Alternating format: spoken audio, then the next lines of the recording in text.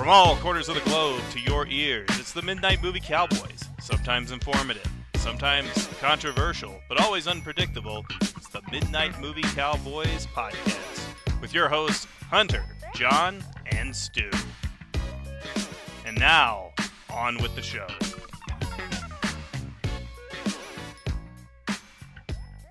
Hello, everyone, and welcome to another edition of the Midnight Movie Cowboys. I am Hunter in Texas, and joining me in the Rocky Mountain High of Colorado with the Aurora Borealis over him is John Gray. Say hello, John. Hello. And in the wild outback of Australia is Mr. Stuart Balk. Say hello, Stu. I am actually at a gay party, and it's a load of fun. With a lot of emphasis on the word load.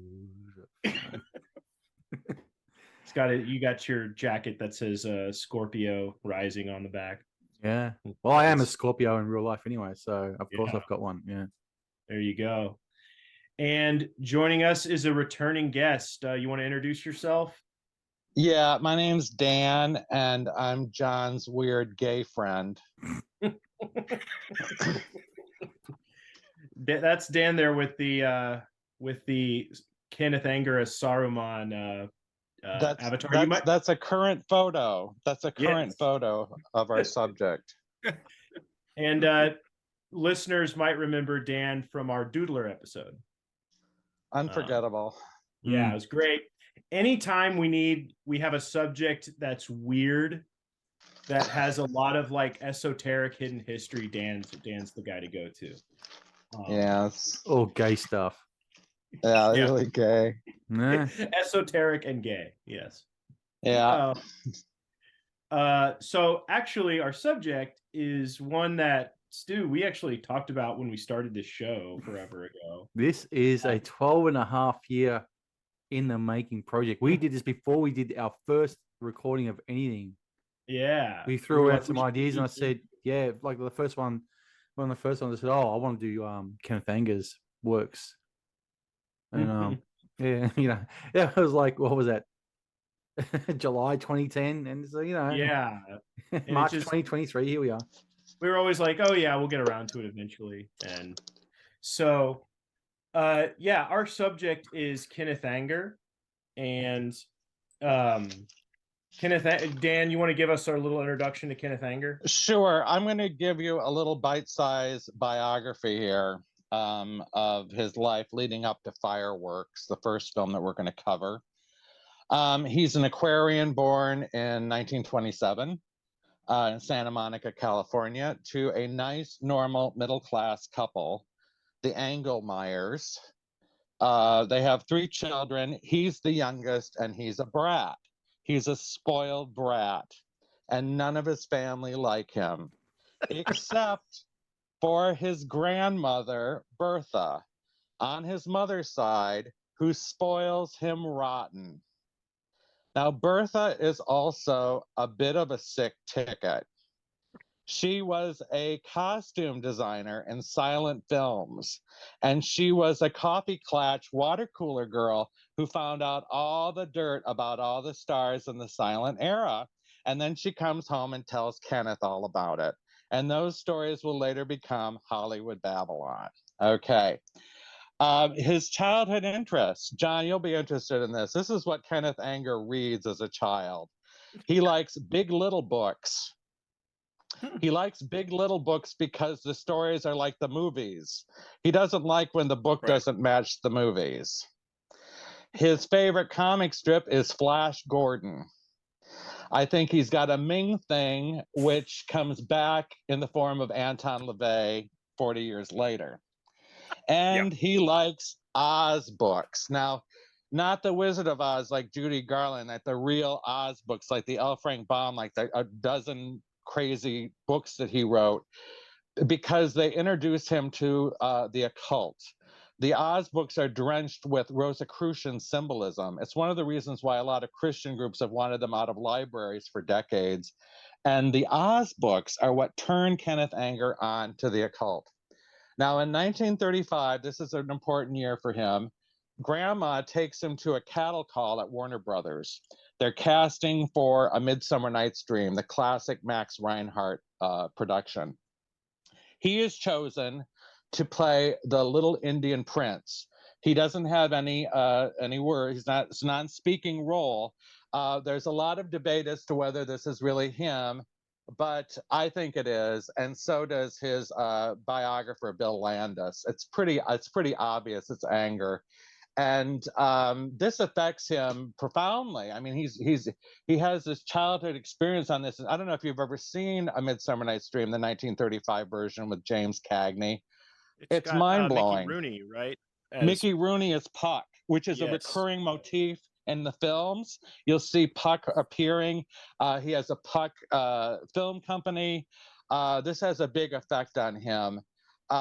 He starts making movies. He's inspired now to make movies. His first movie is Ferdinand the Bull in 1937. It's lost. I like this one, Prisoner of Mars. I think it sounds really good. Yeah. Demigods. These are all lost films. These are his early student films. This young, insane, proto-demonic, spoiled, rotten child. Okay? Now, we're leading into Fireworks now. In the mid-1940s, he is arrested for homosexual solicitation, probably at the same bar that Stewart's at right now, in an entrapment scheme. The cops in LA entrap him, and he's arrested. And this is really shocking in like 1945, right? And his parents are just totally mortified. You know, they can't deal with this kid anyway. And so he says, I'm leaving home. And Grandma says, here's money for an apartment, honey. And so he moves off on his own, and he changes his name. He's like, here, Mom and Dad, I'm going to change my name. And they go, oh, by all means do. Please change your name. So he goes from being Kenneth Engelmeyer to changing his name to Kenneth Anger. And he's inspired by the Athletic Model Guild and Physique Pictorial, specifically Ed Fury, the bodybuilder, and peer to Steve Reeves, because he likes that kind of proto-porn type name. And he thought, I'm angry, I'll be Anger. So he becomes Kenneth Anger. And it's under that name that he makes his first film that survives today, and his first really important film, which is Fireworks in 1947. You want to take it away, guys? What do you think of Fireworks? So Fireworks, I first saw this in college. I think it was either the first film class I took or the avant-garde cinema class. I'm not sure which one I saw it in, but it was my introduction to Kenneth Anger. And you know, it's up there, I think, with like Un Chien Andalou or something. It's one of these experimental films that kind of it's pretty striking. It's pretty shocking. And you know, it definitely caught my attention. What about you, Stu? Okay, I first saw this on VHS back in the mid-90s. There was the videotape that said the works of Kenneth Anger with the guy behind me on the front. I thought, oh, wow, what a striking image of a guy. I mean, you know, who is this? What is this Anger guy? I know nothing about him. Rented it and said, well, these are strange. For the record, there's no dialogue in any Anger films, and he only made short films. No full-length features. There's no dialogue except for Fireworks, which has a prologue at the start, spoken by Anger, which he says I'm going to show you this. This is very important. For those of you out there, please, please, please get this. Oh, fuck it. I can't. It is Magic Lantern Cycle on Blu-ray, the complete works of Kenneth Anger, put out by the British Film Institute, BFI. 2-disc set I've got, the Blu-ray, which has got all his works in high definition, and the second disc is the documentary about Anger, Anger Me. And why I'm raising that is, one, the availability of it out there, and number two is that on these works of Anger's is commentary by Anger, which is very important. Yes. He never wanted to do commentaries, and the prologue at the start of Fireworks, spoken by him, he said when he was 17, he was 20 when he made this. was the only piece of commentary he would ever give on it. But, you know, I'm sure money played a big part in him doing it for this. I've only heard a bit of fireworks commentary, not the rest.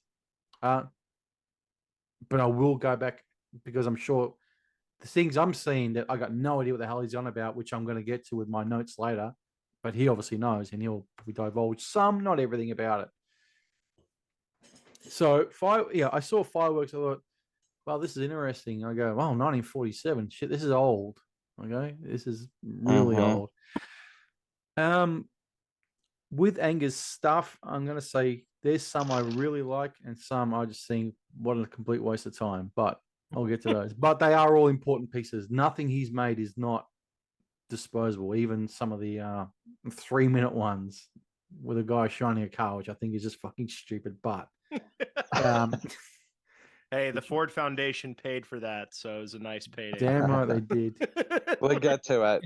Yeah.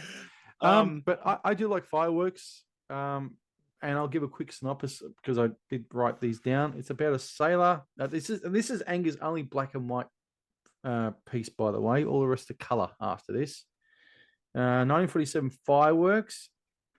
In my cliff notes here, a sailor who has been injured is rescued by another sailor. The sailor who is saved then wakes up and admires himself in the mirror, then heads to a gents' restroom where he sees even more sailors who attack him, cut his heart or something like that. Then pour milk over his face, which is a metaphor for shit. You guess, guess what? Yeah. And the fireworks on the crotch. Was Rodriguez looking at that when he made From Dusk Till Dawn? Maybe. Yeah. The fireworks in the crotch are a pretty striking image. That and the big Christmas tree flying in, the floating Christmas tree on his head. Yeah, and also there's the image of Anger, because Anger plays the lead here for the only time in any of his works, where he's lying in bed after he's been injured, and he's got what appears to be a boner through the bed sheet, but it's actually I can't remember what it was. It was some sort of. It's like a little tiki. That's it. Yes, yeah. I thought that was very funny as well. And he kind of wakes up and he's like, "What? Oh!" Like he's then he pulls it up and he's like, "But it's like a Carry-On movie." Oh, it's like Porky's when Pee Wee lies in bed with a boner. Only he's got a bone up there. Yeah. And like in the commentary, he says that he made this film while he's at his parents' house while they were away for a weekend. That's up in the air.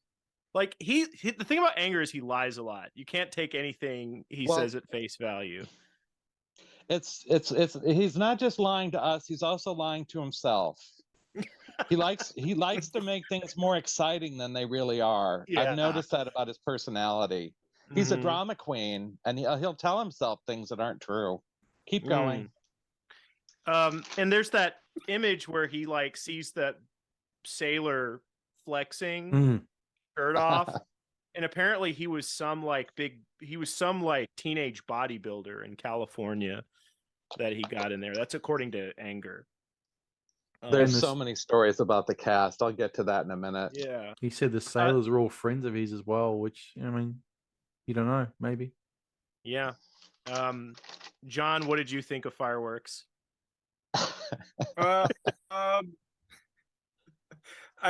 It's a sort of thing that you have to watch it within the context of its time. It's pretty shocking. This was made in the 1940s, like 40. Yeah, 47. That's that's pretty stunning. And I noticed that, like, with the imagery and everything, he seems to inspired a lot of filmmakers that were big with the Gen X film buffs, like David Lynch and and those guys. And even it's really there. You can see it.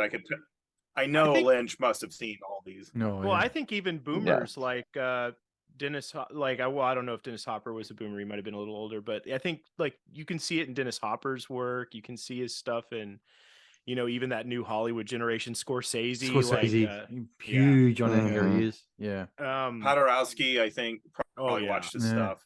I don't, don't put it past him. But yeah, like just the stuff where you like rips his chest open and you see that dial inside. That stuff that imagery is great. And like when they stick the fingers up his nose and blood shoots out. I mean, yeah, it's like for 1947, that's pretty intense stuff. But It reminds. I'm sorry. I'm sorry. Oh well, I was actually about to ask you something. I was going to say, the story is that Anger screened this movie. It was brought up on obscenity charges, but apparently Alfred Kinsey saw it and struck up a friendship with him. And I think Kinsey bought the first copy. Crowley. He bought the first copy, his first sale. Mm-hmm. First customer. Yeah, he did.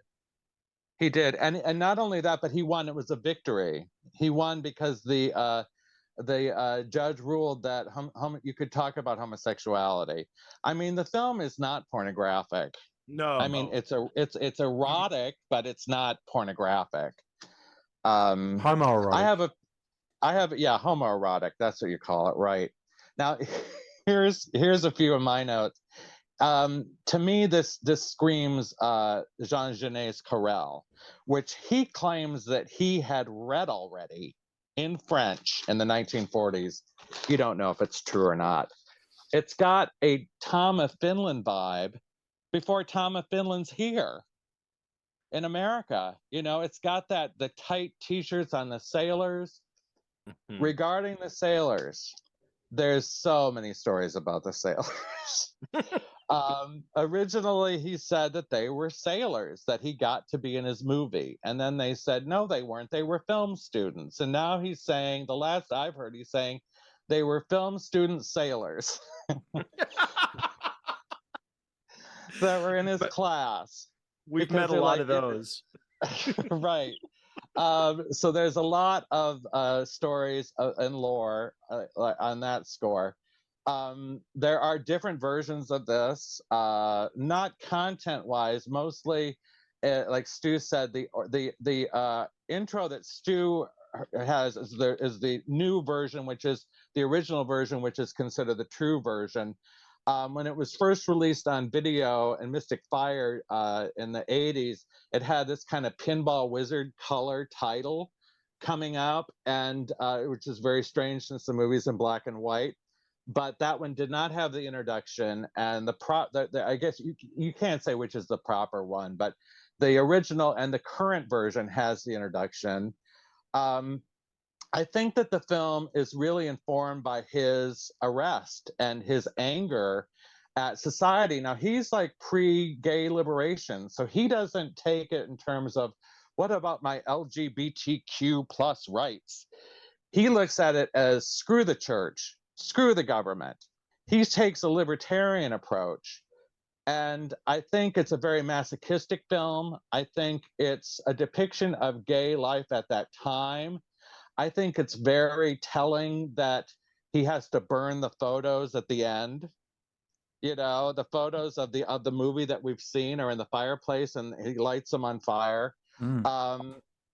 It's symbolic. Also, something else, that there's shots of a real 1940s gay cruising toilet in the middle of it. Did you notice that? No. Where he goes to a real toilet.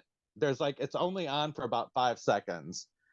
But it's an important film. It's an important film for a lot of reasons, for both the underground film movement and also for the gay movement, because it's the first gay movie in America, people say. Dan, I was going to ask you something. Is Anger seen as some sort of icon amongst? Sort of. He's not. He doesn't say the right things. I say, he's a libertarian. So he doesn't toe the politically correct line. Okay. I believe he supported the war in Iraq, to give you an idea. He's very free thinking. He's very independent and very free thinking. Nothing wrong with that. I have something else to add about this. Cocteau sees the movie and he becomes a fan. Cocteau becomes a fan of Anger, and that leads to a whole lot of other stuff coming up. I mean, and part of that with Anger sort of not doesn't say the right things. I mean, I think Anger's religion is Thelema, correct? He was a Right. Crowley follower. In fact, Yes. Fireworks came out the year Crowley died, if I'm not mistaken. Right. Although he's not a Crowleyite at this point. Okay. No, not yet. That's going to come a few years later. Okay. Because there But he is is like interested in weird. Yes, the hand. the hand. Yeah, there's occult stuff in there. And the opening shot, it is kind of like a gay pieta a little bit. Yes. Like with, yes. there's a lot of kind of. Yes. There's even a statue Anger claims he made called the Angry Christ. Like there's religious imagery in it. It reminds me of Genet. I don't know if you've read Genet, but he does that whole kind of homosexual as Christian martyr, homosexual as a criminal who's doomed to suffer in this evil world. And I think there's a lot of that informing it. But you're right. No, he's anti-establishment. He's, especially at this point after his arrest, he wants to burn everything down. He is not part, has no interest in being part of the system at all. Which is strange because his later works, which we'll get to very shortly, don't seem to have the anger in, pardon the pun, the anger in his works. It just has actually very sort of sedate feel to them. And I think he kind of got steeped in Thelemite theology, but I will get there. But he does meet Kenzie, and I think Kenzie was interested in that, and they traveled to the abbey at Thelema, and they were uncovering Crowley's weird murals there and stuff like that. He made a movie about it too, but it hasn't survived. Yeah, if he really made it, who knows. Is there anything to add about Fireworks? I've got it in my notes here. I've got my notes here. It's very daring for its time. And Anger has an infatuation for sailors, which is pretty obvious. He likes sailors, bikers, and Lucifers. Yes. Yeah. And he was saying that the sailor imagery was inspired by the Zoot Suit riots. Interesting. He said that was an image that was in his head because he saw it in newspapers a lot as a kid. And so having the sailors with all the whips and chains and stuff, remind that was sort of an image that was burned in his brain from an early age. Has anybody got ratings written down for these, or they want to give ratings for these as we go along? Sure. I mean, I give it a 10 just as a an icon of avant-garde film. It made a big impression on me when I saw it. So 10 out of 10. Okay, well, it's not a perfect film, but it's got a big impact. It's it packs a punch. Yeah, I understand. It's important. Yeah. It's an important movie. I gave it 5, but I've actually, after speaking and learning more about it, I'm going to bump it up to a 6.5. That's not to discredit it at all. I'm going to go strictly on entertainment factor, which is sort of counterproductive thing to do with Anger, because you're not going to get entertainment. I'm very entertained. Oh yeah, I'm sure you will. Yeah, I will say I think Scorpio Rising is extremely entertaining. I do too. We'll get there. We'll get there. Yeah, we'll get there. Totally. What about John? John, what do you think of Fireworks? I give it like a 7 because I admire anything that is able to. It's something we don't see in movies anymore at all. Is they manage to make a film that actually looks like a nightmare. Interesting. On camera, just surrealistic, weird stuff. There's a lot to admire about that, and I saw its influence on filmmakers I like, so I was like, yeah, this is take it for what it is, underground film. It's pretty damn good. It's interesting too. Like I think Stuart touched on this earlier. I mean, people call Anger an experimental filmmaker, but in a lot of ways, he's kind of an art filmmaker, or he kind of makes film poetry in that we know what we're seeing all the time. It's not like a Stan Brakhage where it's a bunch of scribbly lines or abstract shapes, with like modern jazz playing in the background. We know that they're sailors. We know that they're going to a toilet. We know all this stuff.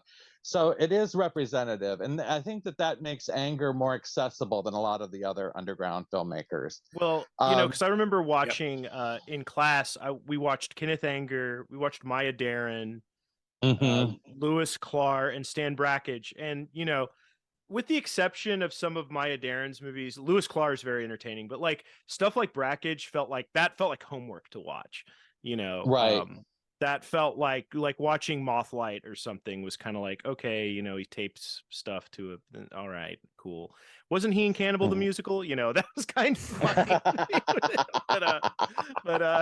but watching Anger's films didn't, a lot of the avant-garde stuff you'd watch, it was like, as my film teacher would say, take your movie medicine, you're not going to like it, but you need to watch it for these reasons.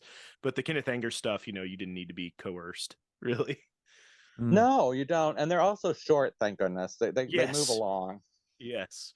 Shall we move along? I think yes. so. So 1949 Puss Moment.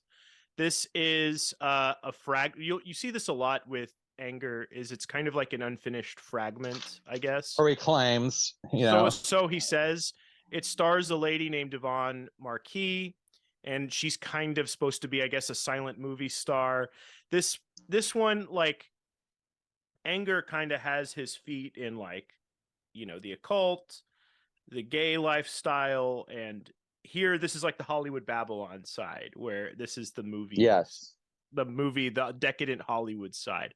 But it's just kind of a lady in her home with dresses. It's not as bombastic as Fireworks. No. So Dan, what background do you have on this one? We need to meet Curtis Harrington. I don't know if you guys are familiar with him. Yes. He was in Anger's Pleasure Dome. Anger is one of his best friends in life, and he meets him as a teenager. He's also a gay underground filmmaker, and his films are also interesting. However, he veers more into horror than the occult, and he likes Edgar Allan Poe. He is Anger's first cameraman, and he helps with filming Puce Moment. I mean, it's basically this woman going through dresses, right? And you hear this really great folk music. I love the music by Jonathan Helper. That's the version that I assume you guys heard. Yeah. The original version had Verdi music, but Jonathan Helper's is the definitive. And you see all these dresses going by. These are dresses these dresses were made by his grandmother. And so they film that. Curtis Harrington films the dresses. And then we see Yvonne Marquis. I had always thought this was Barbara Lamar, but reading about it later, I don't see any evidence of that, although she certainly looks like Barbara Lamar. And we know that Kenneth Anger loved Barbara Lamar, the actress who may or may not have died of a heroin overdose. You can find her in Hollywood Babylon in the chapter Heroin Heroines. But she certainly looks like Barbara Lamar. And he uses a very unique photographic process. She gets up, she puts the dresses on, picks the puce dress, and puce is a very strange color. It looked green from one side and kind of a dark purple from the other, and it was very popular in the 1920s, which is why he chose it. And she gets up and puts on perfume, and then she goes to recline. And she seems to go on some kind of trip, that there's shadows passing over her on the divan that she's on. And then suddenly she's outdoors, and now she's gotten it together, and she's got her Russian wolfhounds, and they're going out. And she's suddenly imperious now, like she's a great star, and she's going out to see the town. The whole process is filmed in a very strange way, and apparently how he did it was he didn't have enough money to film to film the whole section. He had only so much film, so he filmed it at a very, very slow speed to preserve the film, and he had her move at a very slow speed. Curtis Harrington only films the clothing in the beginning. Kenneth Anger films most of the film, and so the effect. Some people think it's filmed backwards, but it's really, he did it so to approximate the look of silent movies, and it's a very unusual, trippy look that this movie has. I've always liked it. I mean, I'm gay. I like the Hollywood thing, and it's short. I like the music, and I like how short it is, and it's kind of the only time you really see Hollywood Babylon in his films, really. Yeah. It's the closest thing you get to that. Stuart, I got to get those books. I've got to get those books now. I've never read them. The first one is great. The first one is great. The second one is but the first one is definitely worth it. Must buy. Okay, I'll do that. Yeah, and I think it's all true, by the way. But anyway. Yeah, what was it? There are people who get very animated. They're like that. You Must Remember This podcast dedicated a whole season to fact checking Hollywood Babylon. Really? Who cares? I mean, the book is a book of rumors. He always said it was rumors and tall tales. I mean, who cares? Just have fun with it. Oh yeah, I feel the same way. And it's nothing compared to today with Pizzagate, and Epstein Island, and it's small potatoes, Oh, Clark Gable gave a blowjob to get a movie role once. I mean, who cares? How could you say that about Clark Gable? He asserts that like the Gish sisters were lesbian lovers, and oh Jesus, it's great. Yeah. No, in fairness, I think the second book is a lot of trash, but the first book is great. I think the second book was made for money. That's why it was made. Yeah, and it's just like bits and pieces. It's not that great. Well, it was so good let's enough. Move along. Are we done? What did John think of Puce Moment? Not enough martial arts in it. Nah, we needed some Shaolin. It's only, it's 6 minutes. I like the color, I like the music. It's got a cool look. It's like a 6 to me, but there's not much for me to get out of it for 6 minutes. So it's kind of an experiment. Yeah, I agree. I've got here. I found it dull, but again, I didn't know. As I'm listening to everyone speak here, I'm learning about it, so it's actually increasing my appreciation for it.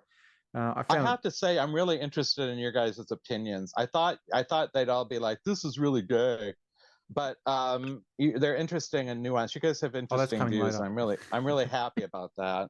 Yeah. No, I feel the same way about Puce Moment. I like the look of it. I like the colors. I like the music. It doesn't wear out its welcome. I just wish we kind of got more of the Hollywood, the weird Hollywood side of Anger. Yeah.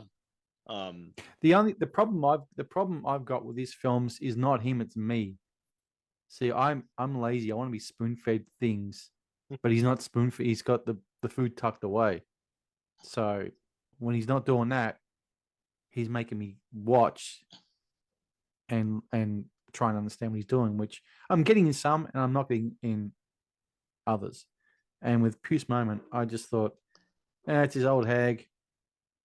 She's trying out got some dresses. She walks out with her 4 dogs because there's obviously no husband. And I put dull 3 out of 10, but I will give it, now that I've got more context to it, I'll give it a 5. Good for you. Must have been scored later on, as song is not one from the 50s. Definitely. 49, but yeah, it's one. The song obviously comes much later on. The original song was, I believe, Verdi. It was opera. Okay. No, it's not the one I've got. Shall we move on? Because we got to keep on moving, people. Sure. Mm-hmm. We're off to France. Kenneth is off to France. He's off to France. He meets Jean Cocteau. He meets Colette. He meets Anais Nin. Now, John might remember this in the late 70s. Hang on, which one are we doing? Are we doing Rabbit's Moon or we're on our way to Rabbit's Moon. We're giving background to Rabbit's Moon. Okay. Anais Nin. He meets Anais Nin before he does Inauguration. But if you remember, in the 70s, Anais Nin was suddenly very popular in bookstores with the Delta of Venus and the Little Birds. These were these erotica books that she wrote that the feminists really like, because it's like, see, women can write. And she was a poet, and she was a lover of Henry Miller. The movie Henry and June is about Anna Eastman, which I love that movie, and you can't find it anywhere. But that she's the main character in that film, and so she's going to prove to be a big influence on Anger. Now he gets a job at the Cinematheque. Okay, he's being toasted as a darling because he has the blessing of Jean Cocteau. So he gets a job at Cinematheque, and he starts writing for Cahiers du Cinema when it was still really something. And he meets a couple of guys there, and their names are Jean-Luc Godard and Francois Truffaut, and they really like his stories about Hollywood, and everybody's like, oh, you've got to write those stories about Hollywood gossip down. So he starts writing those in serialized form in Cahiers du Cinema, and those become Hollywood Babylon. And but now this darn well is not true. But Kenneth Anger claims he helped convince Godard and Truffaut to make films as well. Okay. So now we're on to Rabbit's Moon 1950, and I'll give you a spoiler. I hate Rabbit's Moon. I hate this movie. Which version do you hate? Both? Yeah, there's two versions. I prefer the shorter version because I have to watch it less. So yeah, the Rabbit's Moon's 1950. It's Anger's only film shot on 35 millimeter. Looks great on the Blu-ray, by the way. What? It looks great on the Blu-ray. Yeah, it's probably it is. It's made on a set with these trees. He uses mimes in the movie. It's about kind of this mime reaching up to the moon, where there's a Japanese rabbit inside of it, like the rabbit. Don't you hate it? Go on.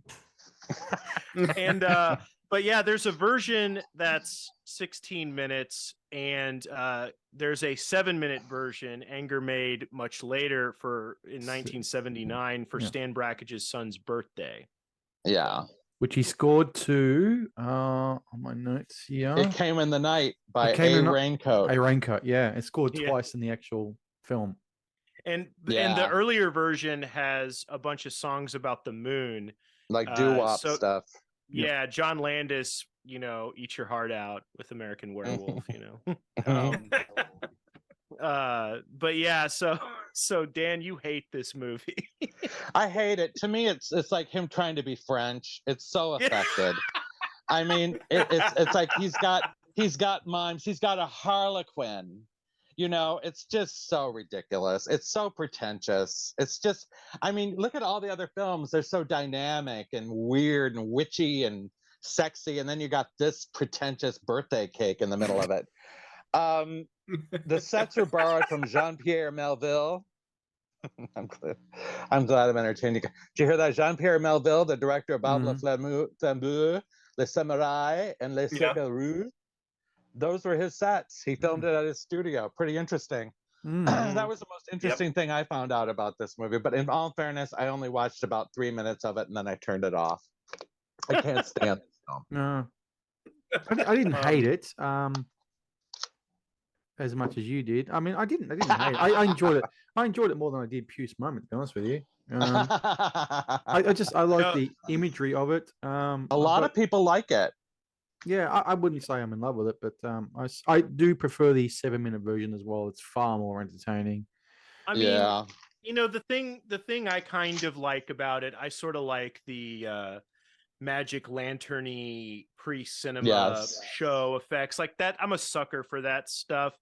So, but you're absolutely right when you say he's trying to be French. He's definitely going like, I'm the cool guy over here, so I'm gonna try to be like my French brethren. Sorry, it's got here. It's the first time that we see the Puck logo that he uses that. Yes, it works. And it's the first time that he would do wall-to-wall music for his films. Was he the first guy to ever do that sort of just wall? Yes. Wall? He was. Yeah, I Like, thought so. As far David- as I know, okay. I don't. His films are basically silent films. He saw them as silent films. He's still in Hollywood Babylon land, and he's making silence. He's definitely the first to use pop music like that, and we're going to get to that even more so in Scorpio Rising. But yeah, you're right. I mean, it's wall-to-wall music, and it's pretty effective. I And, think it's one of the oh, reasons yeah. why his films are so entertaining. Mm-hmm. Yeah. The famous fashion photographer David LaChapelle said that Kenneth Anger is the father of the music video. You know, he Scorsese said said the Oh, same thing yeah. as well. Yeah. that. Mhm. But Definitely. John, what did you think of Rabbit's Moon? It's like a wannabe melee film, and Yeah. I guess on that level it kind of succeeds, but it's like a 5. It's an imitation of the French silent movies from the early 1900s that ran like 10 minutes and just had fantasy imagery, which they're far more the ones I've seen are far more impressive than what Anger does here. But Yeah. I do think the whole thing about it being shot on Melville sets is pretty cool, because Melville is a favorite director of mine.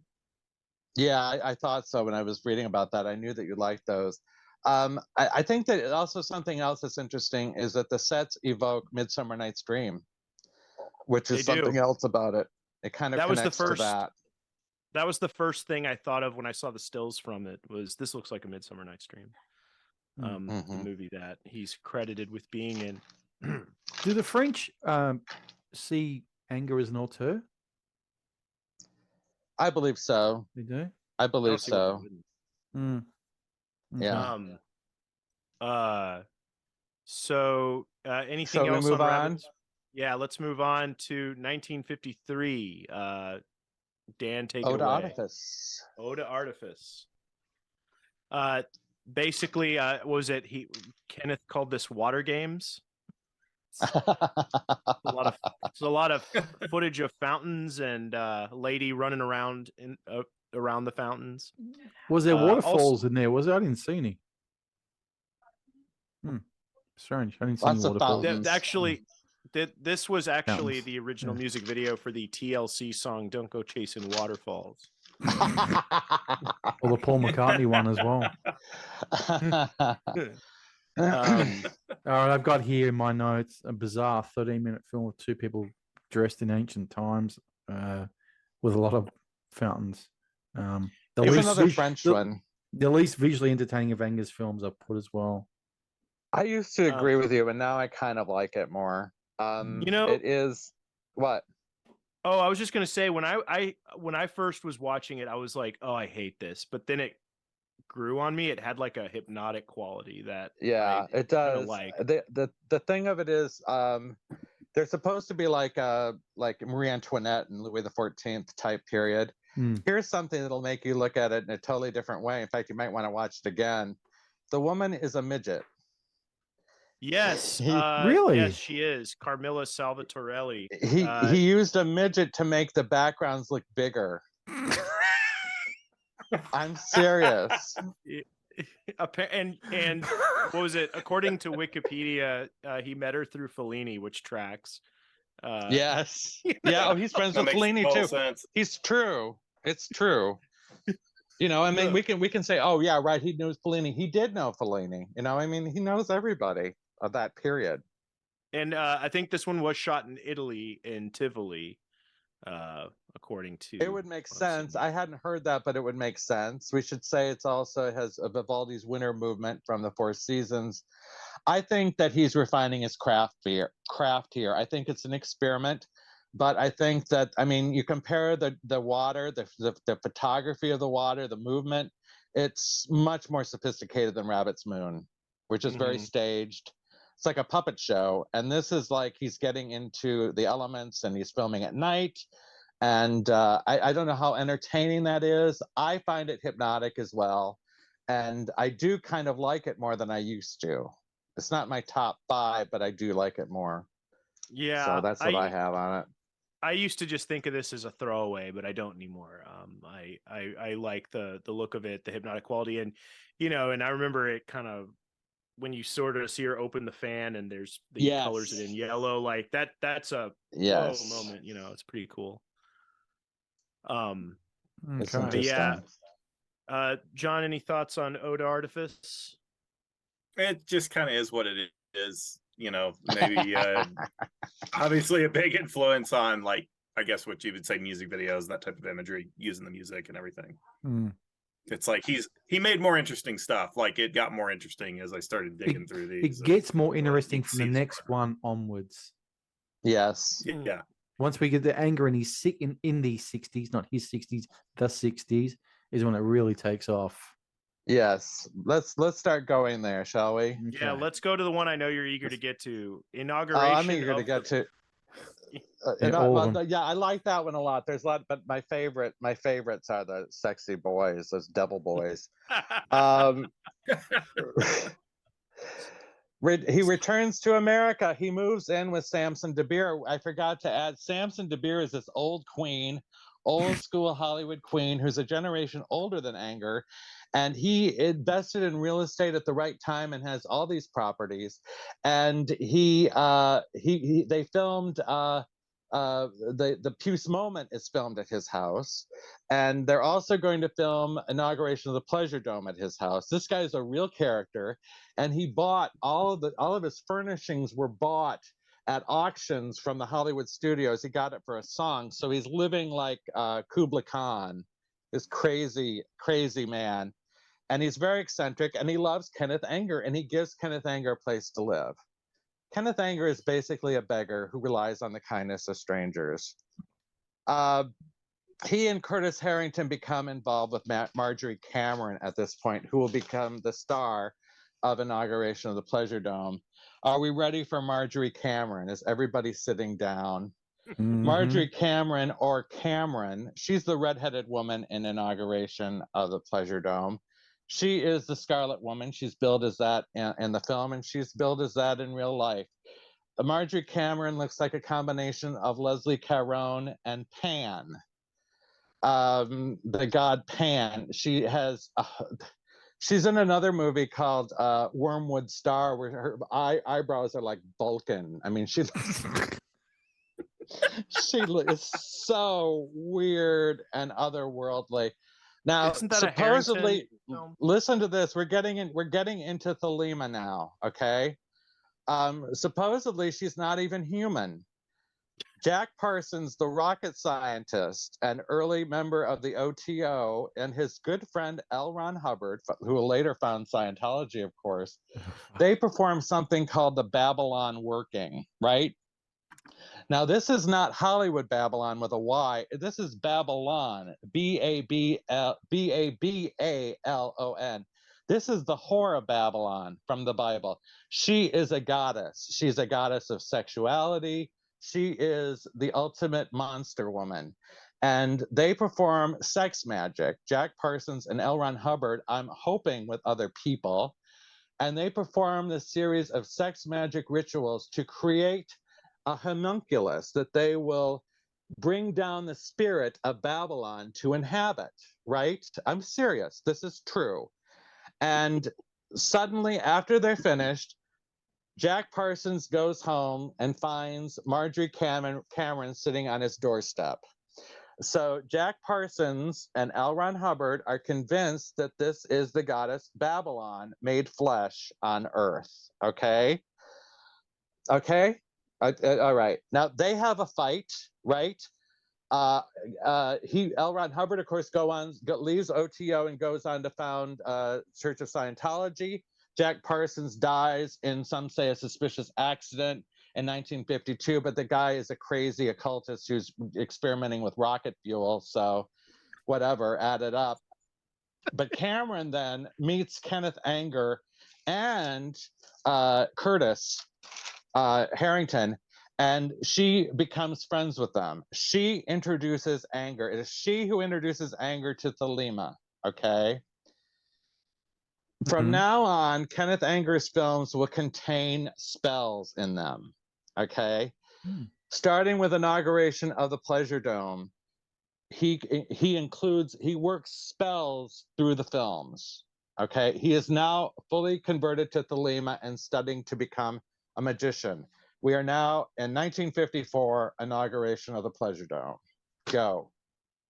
Is this 54? Is it? That's what I said. Oh, 54. If I said something else, it's 54. Yeah. Oh, I thought it was 1963. Okay, my mistake. No. Shit. No. Okay, I had no idea it was that early.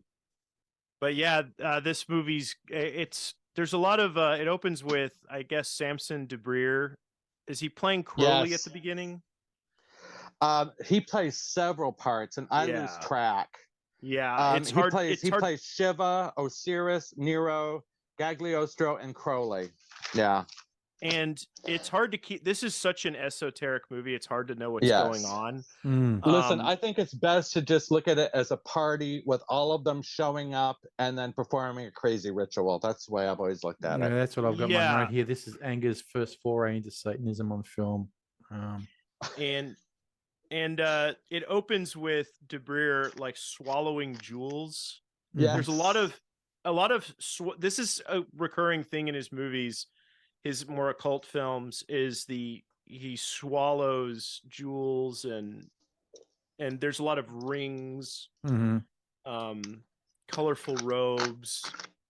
But this one has a lot of makeup. Marjorie Cameron shows up, but later she plays Kali, and she has a pretty terrifying mask on her mouth that makes her mouth really big. That's pretty unsettling. And Curtis Harrington plays Caesar the Sleepwalker from Cabinet of Dr. Caligari. Cesare. I learned that's how it's pronounced. Oh, Cesare. okay. Cesare. I thought it was Caesar too. Hunter, I always thought it was Caesar. Me too. I learned No, it's Curtis Harrington. When it's the E on, it's Cesare when the E on the end. Yeah. Yeah. We're gonna be the first podcast to get it right. Well, there's that. Have you guys seen that? That Father Cesare, who's that metal singer in Italy? No. He's got like a death metal band. He spouses from the Bible and shit in death metal. I haven't heard that. Father Cesare. Yeah, that's pretty cool. You gotta check that out. Yeah. But he also recycles footage from Puss Moment in this. Yes. And because I remember watching it and I was going, wait, it's the girl from Puss Moment. What's she doing here? There's those dresses. What are the dresses doing? And he also lays over some scenes from Hell, from a silent film. Yes. For the big, and there's a lot of kind of looping, recycling footage at the end for the big, like, kind of orgy party scene. Yeah, this one, this is one that I think this is his longest movie. Right. And I find it kind of tough to sit through because it's so out there and weird. Yeah, I've put down. If you're interested in infernal Hollywood history, it's a important piece. You know. Yeah, I've got unable to make heads or tails of what this is. The stock images are great, and runs way too long. I like the color. Yeah. And I also respect the multiple exposures, which was very difficult at that time for him to do. That was an achievement of a kind that I respect. It's not accessible. It is and it isn't. It's accessible in that it's bizarre, and it's kind of it's like a come as you are party. It was inspired by a come as your madness Halloween party. Shall I give a little background into it? Anna Eastman convinced Anger to do it. She wanted him to get back into film. And she came to the Halloween party with a birdcage on her head. And she plays Astarte. And that inspired him to do it. Most of the characters are from mythology. Here's something else. Anger himself plays Hecate, the god of witchcraft, or Hecate. He's in this. Belly Okay. dance in the doorway. That's Kenneth Anger under that veil. Curtis Harrington as Cesare. I wanted to talk a little bit about Harrington to give him his due, because he's a major force in Anger's personal life, and I think a good force. You can see a lot of his early films on YouTube. Fragment of Seeking is terrific. Wormwood Star, as I mentioned earlier, from 1956 with Marjorie Cameron. He works with Cameron again in a movie called Night Tide, which you guys probably have seen with Dennis Hopper. Yeah. Yeah. That brings him into kind of exploitation films, and he works on Voyage to the Prehistoric Planet. He directs that, and Queen of Blood for Roger Corman. He's also a hagsploitation guy. I don't know if you guys knew this. He directs What's the Matter with Helen with Shelley Winters and Debbie Reynolds. He does Whoever Slew Annie Rue with Shelley Winters. He does The Killing Kind with Ann Southern. And then he makes TV movies, a lot of classic horror TV movies from the 70s, like How Awful About Alan, and with Norman Bates, Anthony Perkins, Killer Bees with Gloria Swanson. Oh God, I've seen that. From Hell. Devil Dog, The Hound from Hell with Yvette Mimieux, which is so great. I mean, Stephen King stole Cujo from Devil Dog, and he directs a lot of classic 70s TV like Charlie's Angels and Logan's Run and Wonder Woman and Dynasty. I mean, I thought he was pretty interesting. He's kind of this secret figure, and I had no idea that he had this philosophy and that he's so connected to Anger. He's kind of like Anger, who kind of was more normal and was able to adapt. Could function in the system. Yeah, but Wormwood Star is worth seeing, and it's like 5 minutes. But if you want more Marjorie Cameron, and who doesn't?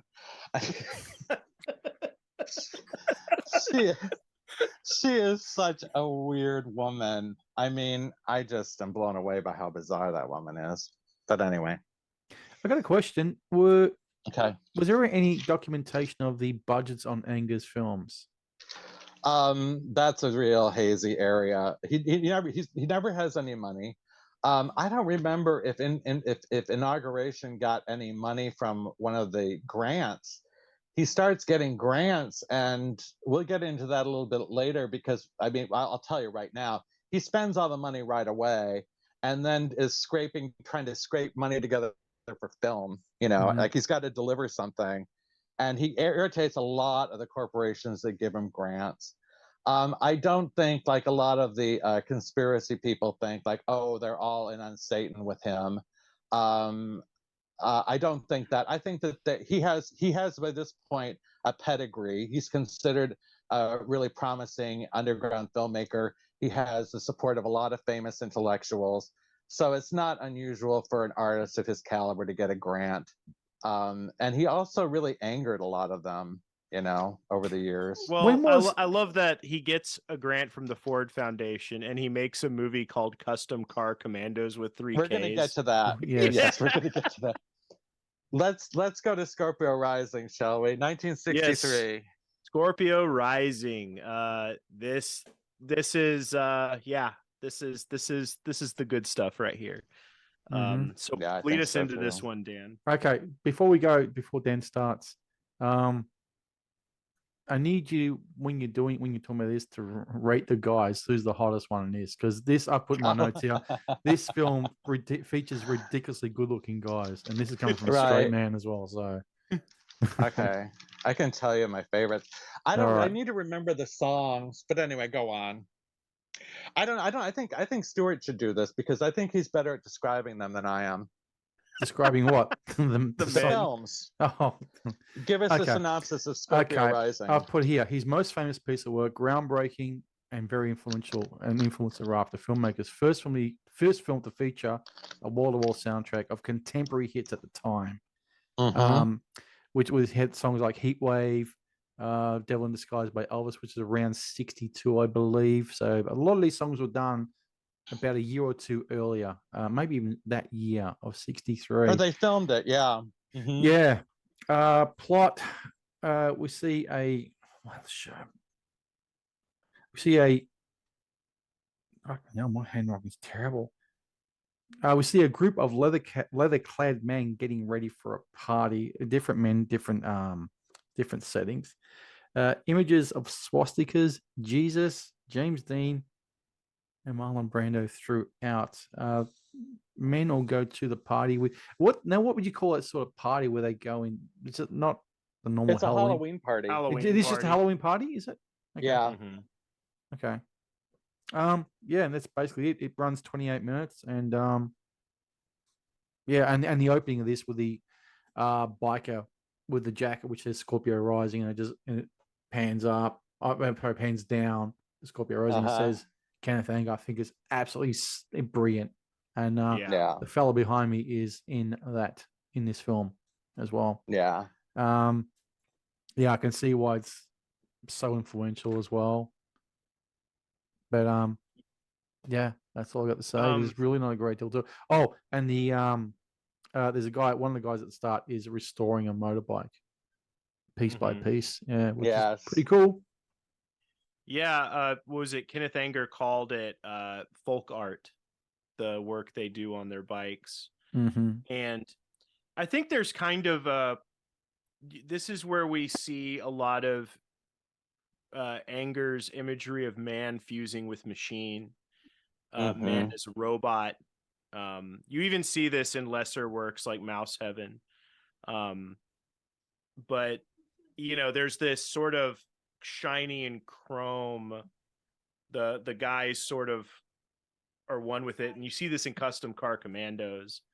But there is this sort of man as a machine theme. Well, it's fetishistic. It's like, it reminds me of J.G. Ballard's Crash. Yeah. The fetish with the cars and the chrome, and it's very fetish. In fact, the beginning sequence, when we first see the film, he seems just as interested in the boots and the chains and the gears and the chrome as he is with the guys. Yeah, the camera.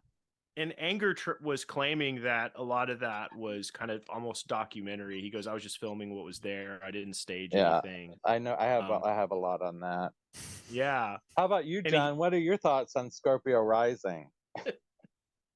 Well, he seemed to have made the sort of the building blocks or the prototype for all the AIP biker movies that would have like montages of the bikes and the quick cut shots of the leather and everything, and the German war medals that they would always put on their outfits and everything.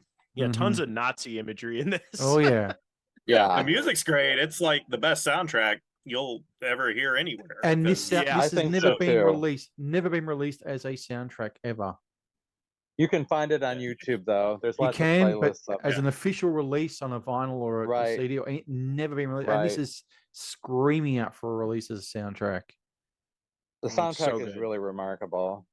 Oh, this is his biggest success at that time, and it's considered a seminal underground film. It was also a critical success, and it was a commercial success. It was by this point, although I should say it didn't really get a full release until 65, I believe, because it was illegal at first. They shut it down in 63.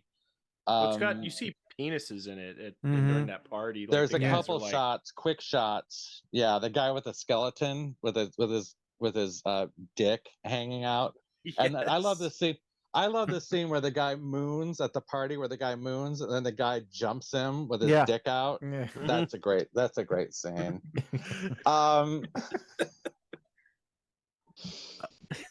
This movie is a huge influence on David Lynch and Martin Scorsese. David Lynch basically pays homage at the beginning of Blue Velvet to this movie. Yeah.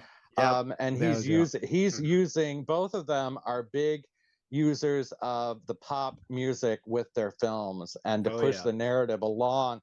Scorsese, they're both open about this too. Scorsese said he watched this movie repeatedly at illegal showings in New York at the time, and that it really influenced him. He said that it totally defied what he was learning in film school.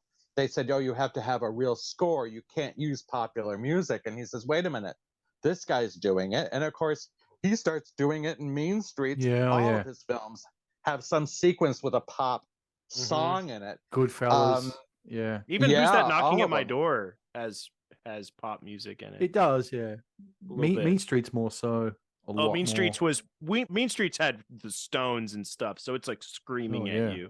That's right. But he also said it was interesting, and he talks about it, I believe, in the Landis biography, about how it fascinated him that there was never a problem with the rights to the music. Even Elvis, I know it's incredible. I know, it's like they didn't care. And I mean, at that time, I guess it was just like a smaller business or something. But Well, they I mean, probably you'd just think didn't. they'd be all over that. Well, like if it was unusual to put pop songs in films, there probably wasn't this big legal apparatus around it. They were probably just like, oh, Right. whatever. This isn't Yeah. something that's serious. I don't think You I don't know? think Elvis saw this. He would have watched and said, "Hey man, what's Hey, all these man, good- I think Elvis would have what's liked going on it. here, man? All these man."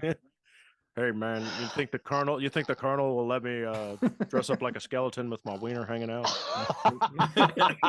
Oh, I'm sure Elvis would have been a big hit at this party. I'm sure, Oh, but he would have been the star. Now, a lot of people say that this is the first music video. Like this one is really the modern music video, with modern pop, and they're also kind of like sequential, like each one's slightly different, each sequence. I wanted to point something out as a comic strip fan. I love the homoerotic comic strips that they use, and they're chosen very selectively. Yes. There's Scorpio is reading Dondi, and this older man says, "Gosh, it sure would be nice to live with you, Dondi." And Dondi says, "Why don't you move in with me?" And the old man says, "Oh boy."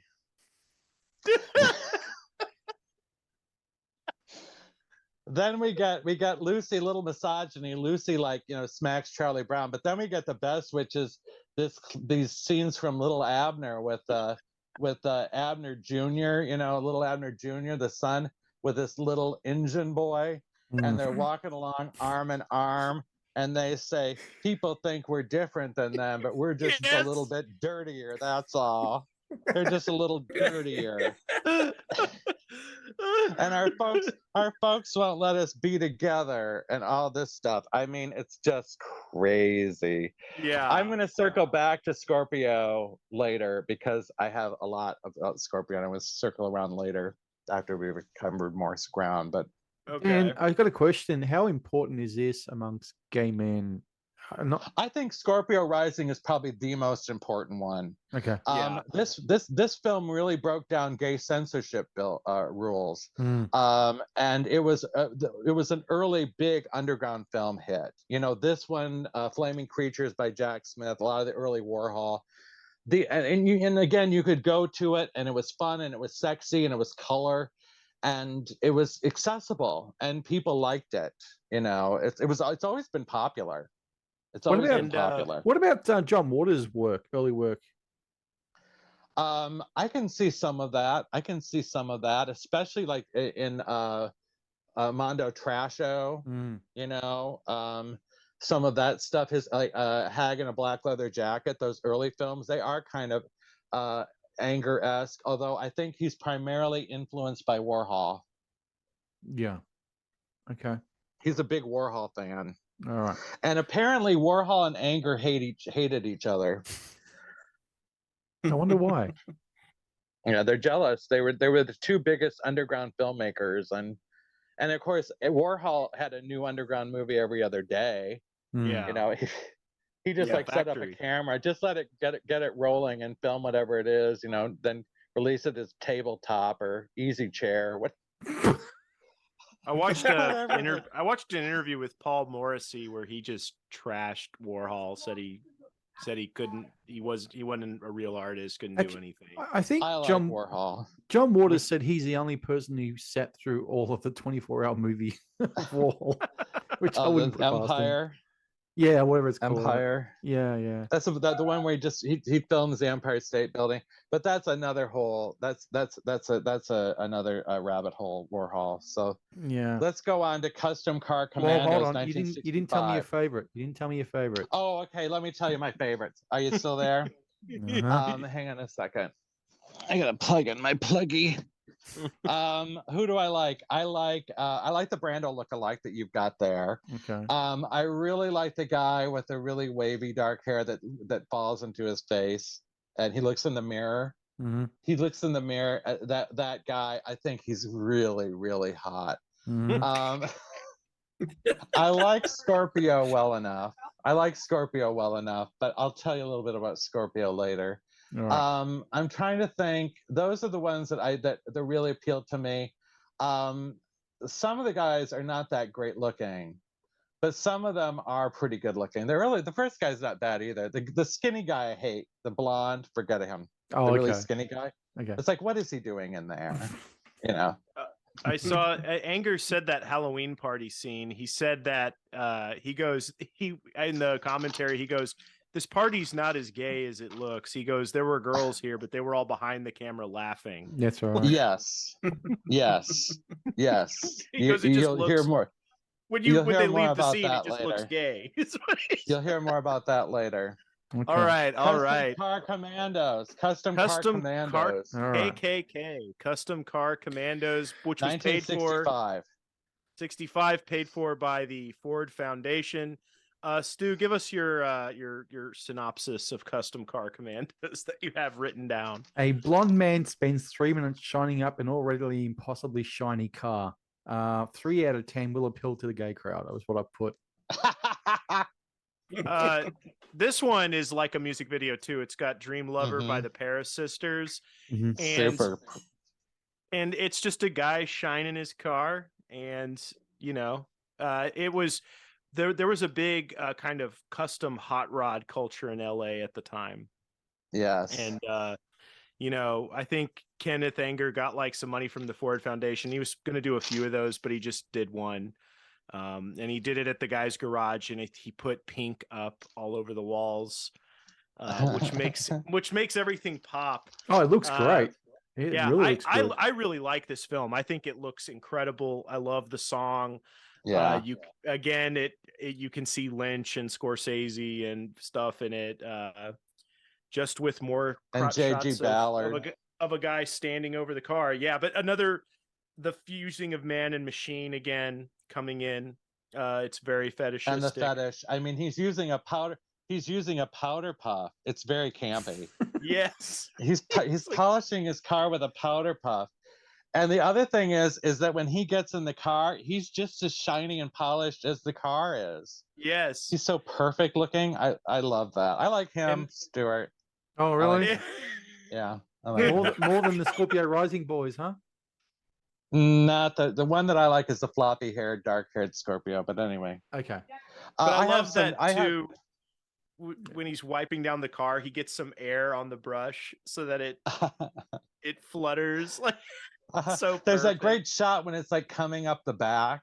Yes. Where it's like, here we go. We're really going now. John, what did you kinky. think? Anger should have made a film called Carry On Cruising.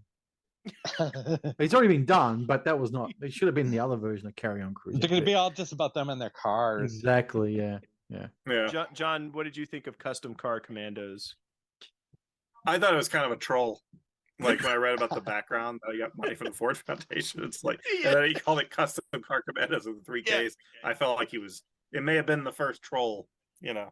It's like, but it's just a 3-minute bit. It's boy, again, you can see that music video root right there just explode. It's like that's where it really looks like a music video. Totally. Yeah. This is in my opinion, and it's pretty blatantly obvious that as of Scorpio Rising onwards, this is Angus saying I'm gay and I don't give a shit. Who fucking knows about it now? I'm just going to show it. And you got it in Fireworks, but he went quiet with it after. He's the having next few fun pieces. with it now. He is. He's having fun with it. Well, he's obviously older now. He's in his late 30s. It's not this serious thing. Like, I mean, Fireworks is serious compared to this, you know? Yeah. I have some stuff about this one. First of all, it was a Ford Foundation grant. Listen to how much they gave him, $10,000, which was a lot of money in 1965. Yeah. It was originally supposed to be this thing where he was going to use like the cars were going to symbolize tarot cards or something, or some of his Thelema stuff, you know, and they were going to be like these occult things like the Zodiac or whatever, what have you. But that's what it was supposed to be. But he, again, spent all the money. They were furious. In fact, they stopped giving grants after this. Ford did.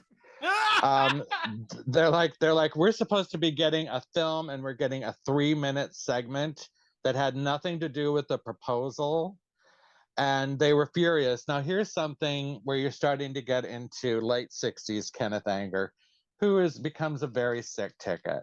Apparently, one of the boys who was originally going to be in Custom Car Commandos died in a car accident, and Kenneth Anger claimed to have his T-shirt that was covered in his blood. And Kenneth used to show that to people, and sometimes he'd wear it. He liked to wear it in the late 60s when he's tripping on acid. So, Dan, speaking of that, in Scorpio Rising, there's a shot of a guy riding his motorcycle around a bend at the end, and he eats it. Yeah, we should talk about that. You're absolutely right. Yeah, because in the DVD, Anger claims that he died. Yes. Oh, wow. I'm glad you picked up on that. Yeah, he said the guy died. He broke his neck and but it was weird though, because he has the siren going over the guy's face, and he goes like, right. "Oh, I filmed that. That's him." And I was like, "It looks very clean." That's not the same guy. A lot of people. That's controversial as to whether or not that really happened, and you know how he is. Yes. He may or may not have been killed, but that story didn't exist until the DVD came out. Interesting. Okay. So it may or may not be true. I don't think it's the same writer at the end. I think that's an actor. I think so too. But he was acting on the DVD like that was him, and he was filming him at the site and stuff. And I was going, no, nonsense. Too many Red Bulls. Yeah. But yeah, anyway, that shook that loose, and I was like, oh, we should probably talk about the allegation that dude was killed. I'm glad you did, because I'd forgotten. I had that in my notes, and I passed over it. This thing is like a novel on my notes. It's ridiculous. So I'm glad that you brought it up. So anything else on Custom Car Commandos? I think we're done with KKK. Okay. Moving on to Custom Car Commandos. No, we're not yet. We got some traveling to do. All right, we got a little bit of traveling. We got to set this up because he's going to San Francisco now. He's leaving Hollywood and leaving New York, and he's moving to San Francisco. And he wants to start filming a movie called Lucifer Rising. Okay. And so what does he try to do? He thinks the best thing to do is to manifest Lucifer by using sex magic, like they did with Marjorie Cameron in the 50s. So he is going to create a Lucifer, right? Now, you should know, I've learned all this about this whole situation. That was the dawn of the age of Aquarius, which is the beginning of the age of youth. So Kenneth Anger wants a young, beautiful Lucifer. And he meets Bobby Beausoleil, and he says, this is the manifestation. He believes that Bobby Beausoleil is sent to him by Aleister Crowley or Thoth or Osiris or whatnot, and that he is Lucifer incarnate. Okay.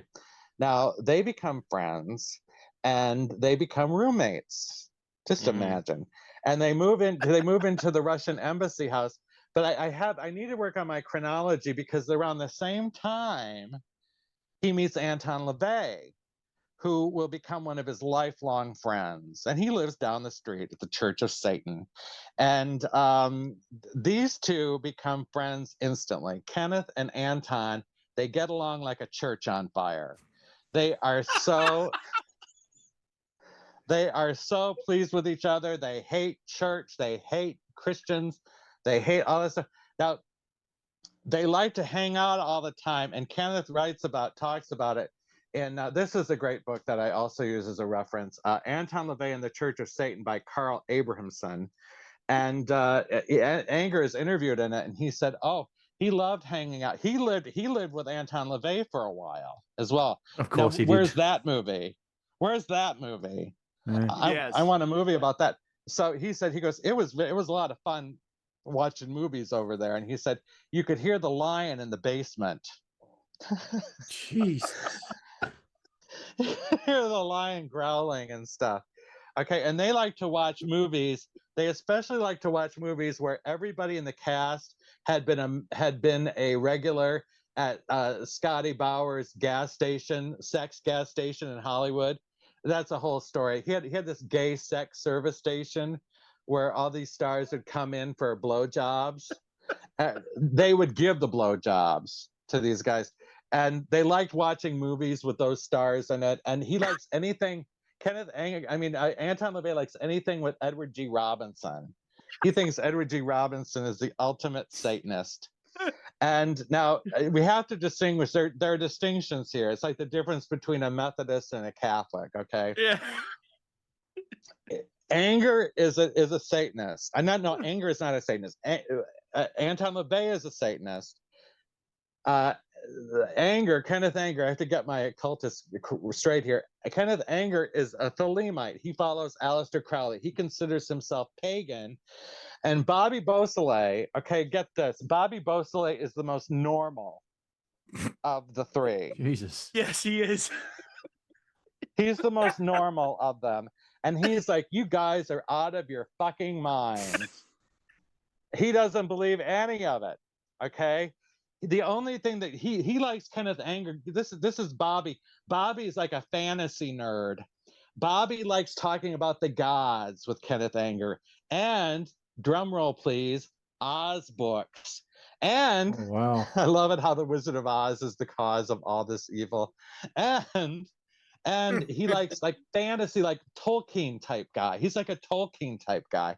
So he's kind of more normal. And get this, Bobby hates Anton LaVey. He says he's fat, he's pudgy, he has to wear robes because he's got a fat ass and a big belly, and he wears girdles, and he's sweaty and greasy. And his house is filled with plastic. And Bobby Beausoleil, his nickname for Anton LaVey is the Plastic Devil.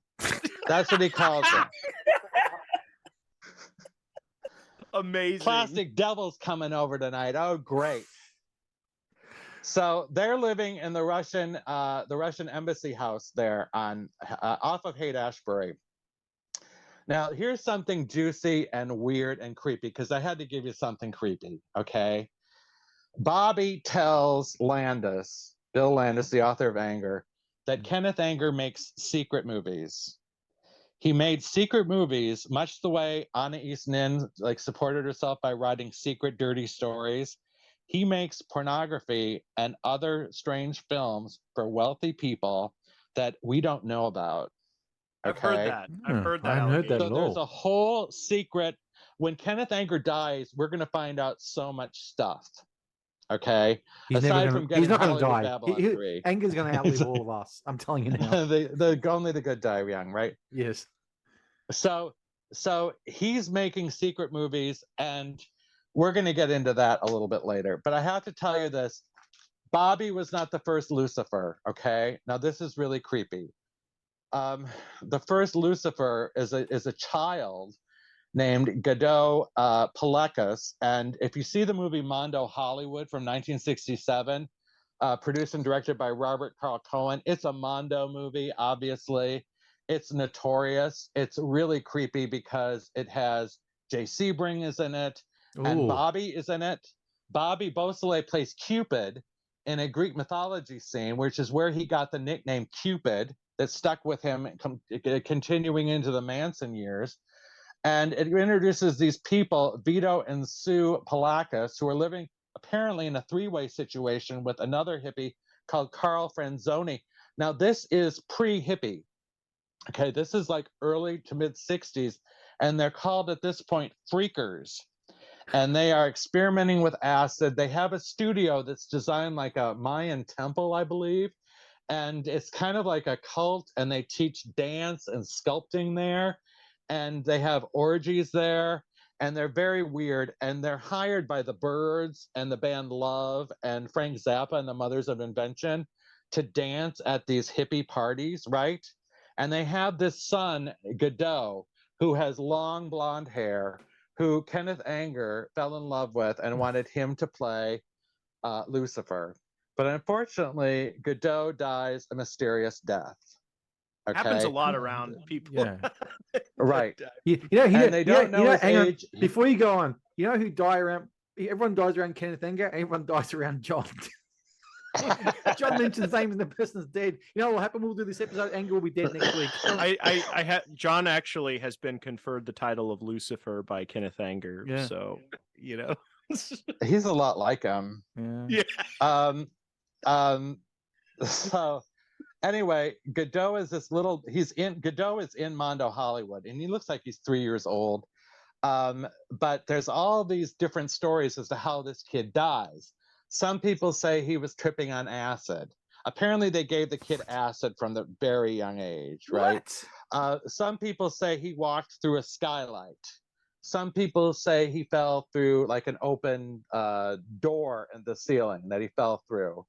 But this is where it gets kind of weird, and it connects to those secret movies, and it also connects to his filming and the missing footage of Lucifer Rising. Pamela DeBarris, who is one of the hippie women, she contends that Godot died in a wacky photo session, quote unquote, on the rooftop, and that's when he fell through, and so that it was filmed. His death was filmed. Now here's where it gets even weirder. The day that the kid dies, the weird hippie parents, they go out dancing. And people say, "Where's your little boy?" And they say, "Oh, he died this afternoon." What the fuck? Yeah. These are the people that are involved in this scene. So Anger starts raising funds for Lucifer Rising, and he charges, like, he gives a poster. I sent this poster to John and Hunter, the original poster by Rick Geary, the San Francisco underground cartoonist. And they sold those as prints, and he had like a little gold-plated box, and people gave, I don't know, $200 or whatever to help raise money for this film, because, the Ford Foundation is not going to help at this point. But the shit hits the fan. Bobby, he and Bobby fight all the time. Bobby goes down to Los Angeles. The rest is history. And but then in 1969, we get what was originally going to be Lucifer Rising, but now it's been changed into being called Invocation of My Demon Brother. Before we get into that, I'm just going to say, all of a sudden, Jerry Lewis's The Day the Clown Cried doesn't seem like shit compared to the stuff Anger's got hidden away after he died. This is all documented, man. Oh, wow. I'm being honest, they don't know what happened, okay? But yeah. It's all true. All right. Invocation of My Demon Brother. 1969. Invocation of My Demon Brother. Give me your synopsis, Stu. All right.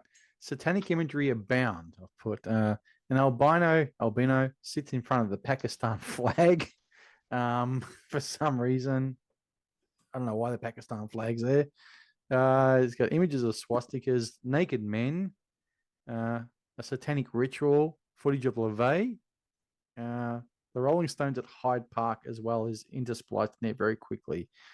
Final note I put in here. Final notes I put sounds credits of sounds by Mick Jagger. I put, if this is the best he can do, then stick to singing, because the sounds were shit. It was annoying. And I also put, finally, the only thing missing from this is Sammy Davis Jr. Yes. Yeah. So Anger said that Mick had just gotten a Moog synthesizer. Yes. And he goes, and this was his first time playing it. And I've got a Moog. Can I make you a soundtrack, Kenneth? And I what I wrote in my thing for this was Kenneth Anger hearing Jimmy Page's Lucifer Rising soundtrack. Terrible. Jimmy doesn't have it anymore. Kenneth Anger listening to Mick Jagger play the same note over and over again. Yo, that's it. And then Jimmy Page does a Death Wish 2 soundtrack and says, "Oh shit, he still got it." But yeah, this one, it's got Bobby Beausoleil in it as Yes. And I didn't know it was him the first time I saw it. Yeah, he's throughout the whole thing too. Yeah. Anton LaVey shows up for a minute, but you kind of see bits of this ritual. Anger's in this one performing that ritual. Oh. It's some Thelemite ritual. But yeah, this one's kind of grating, even though it's really short, just because the soundtrack is so. That is 10 minutes of insufferable. I find this one unnerving. I find this one frightening. It is frightening. But good, but frightening. it is I think the imagery in it is pretty disturbing.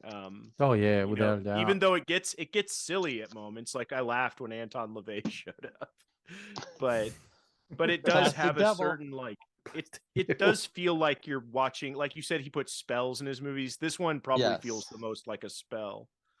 I think that this one is a curse. You reckon? I think there's a curse in it. Yeah, I do. I think that he's putting a curse in this one. I don't know who to, but I get a definite negative vibe from it. Go on. What did John think of it? Oh, this might have been the curse he put on Jane Mansfield. Or was she dead by then? No, Anton did that. Oh, he put a curse on Bobby. He put a curse on Bobby. Did he? Yeah. Oh, wow. Yeah. Mm-hmm. I've seen there's a lot of exploitation movies about Satanism and such that were put out by companies like Something Weird Video, and they all lifted scenes from this. All of them. It's like the whole, like the wall with the eye painting or whatever it is and everything. It's like they all would, apparently a lot of filmmakers got to take a look at this and steal things from it. And it then was the popular. Church of Satan. Yeah. And then the Church of Satan, I mean, they allowed a lot of their rituals to be filmed for the later Mondo type of movies and everything. The titles escape me, but I know I've seen them. Like there's documentaries on Satanism from like 1970, 71. You know what they Yeah. So that's one of them. We should used to have the Snapcase Something Weird DVD. We should do an MMC remix of this and take away that horrible Mick Jagger soundtrack and just score it with like King Diamond and Merciful Fate stuff for 10 minutes. Or put Satan's Fall. We'll just do that. Well, I've noticed when people upload this to YouTube, a lot of them pull the soundtrack out and put something else over it.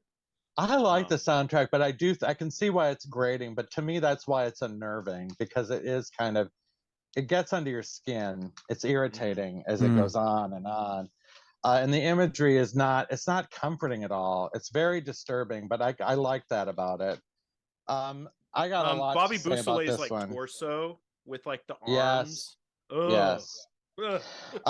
There's a couple things you're missing, like the dead cat, where they burn the cat, dead cat. Was that real? Because I was going. Who claims it's real? Yeah, supposedly real, but is it or not?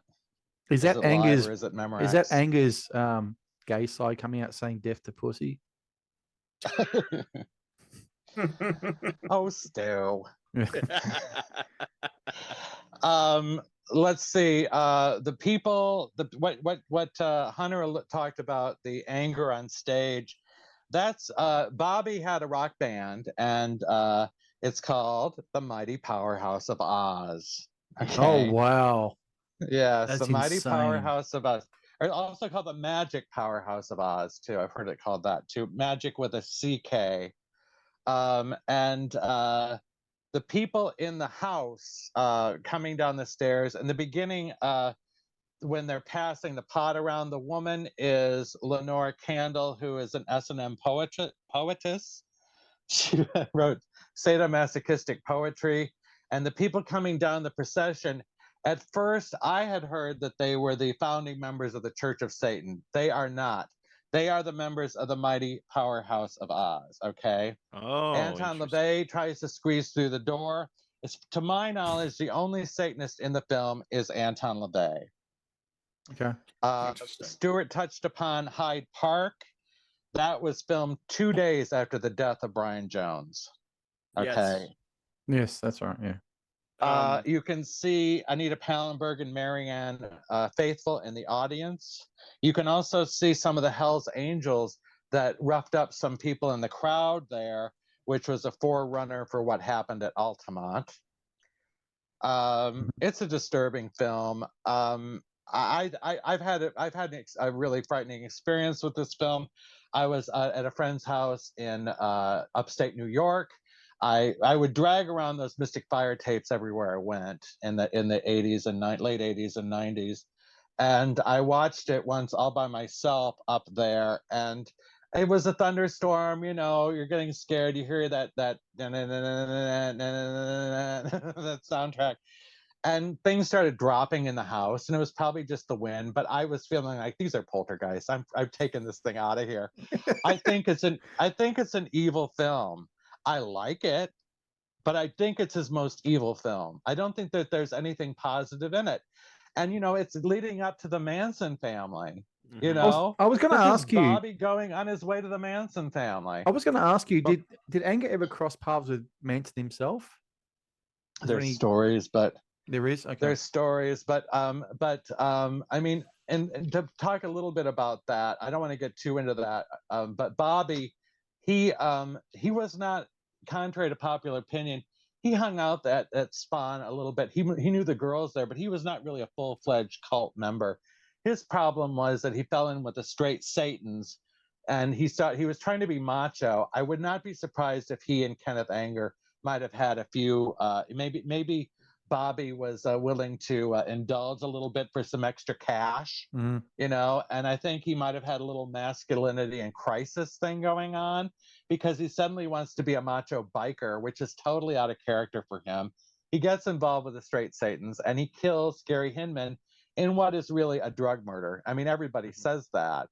But the proximity to Manson means he's in jail for the rest of his life. He really should have been out of jail like 20 or 30 years ago, but because it's really just a drug murder. But he's stuck, and he seems to be a nice guy. He helps with Lucifer Rising. He's never had any problem in prison. He admits his problems.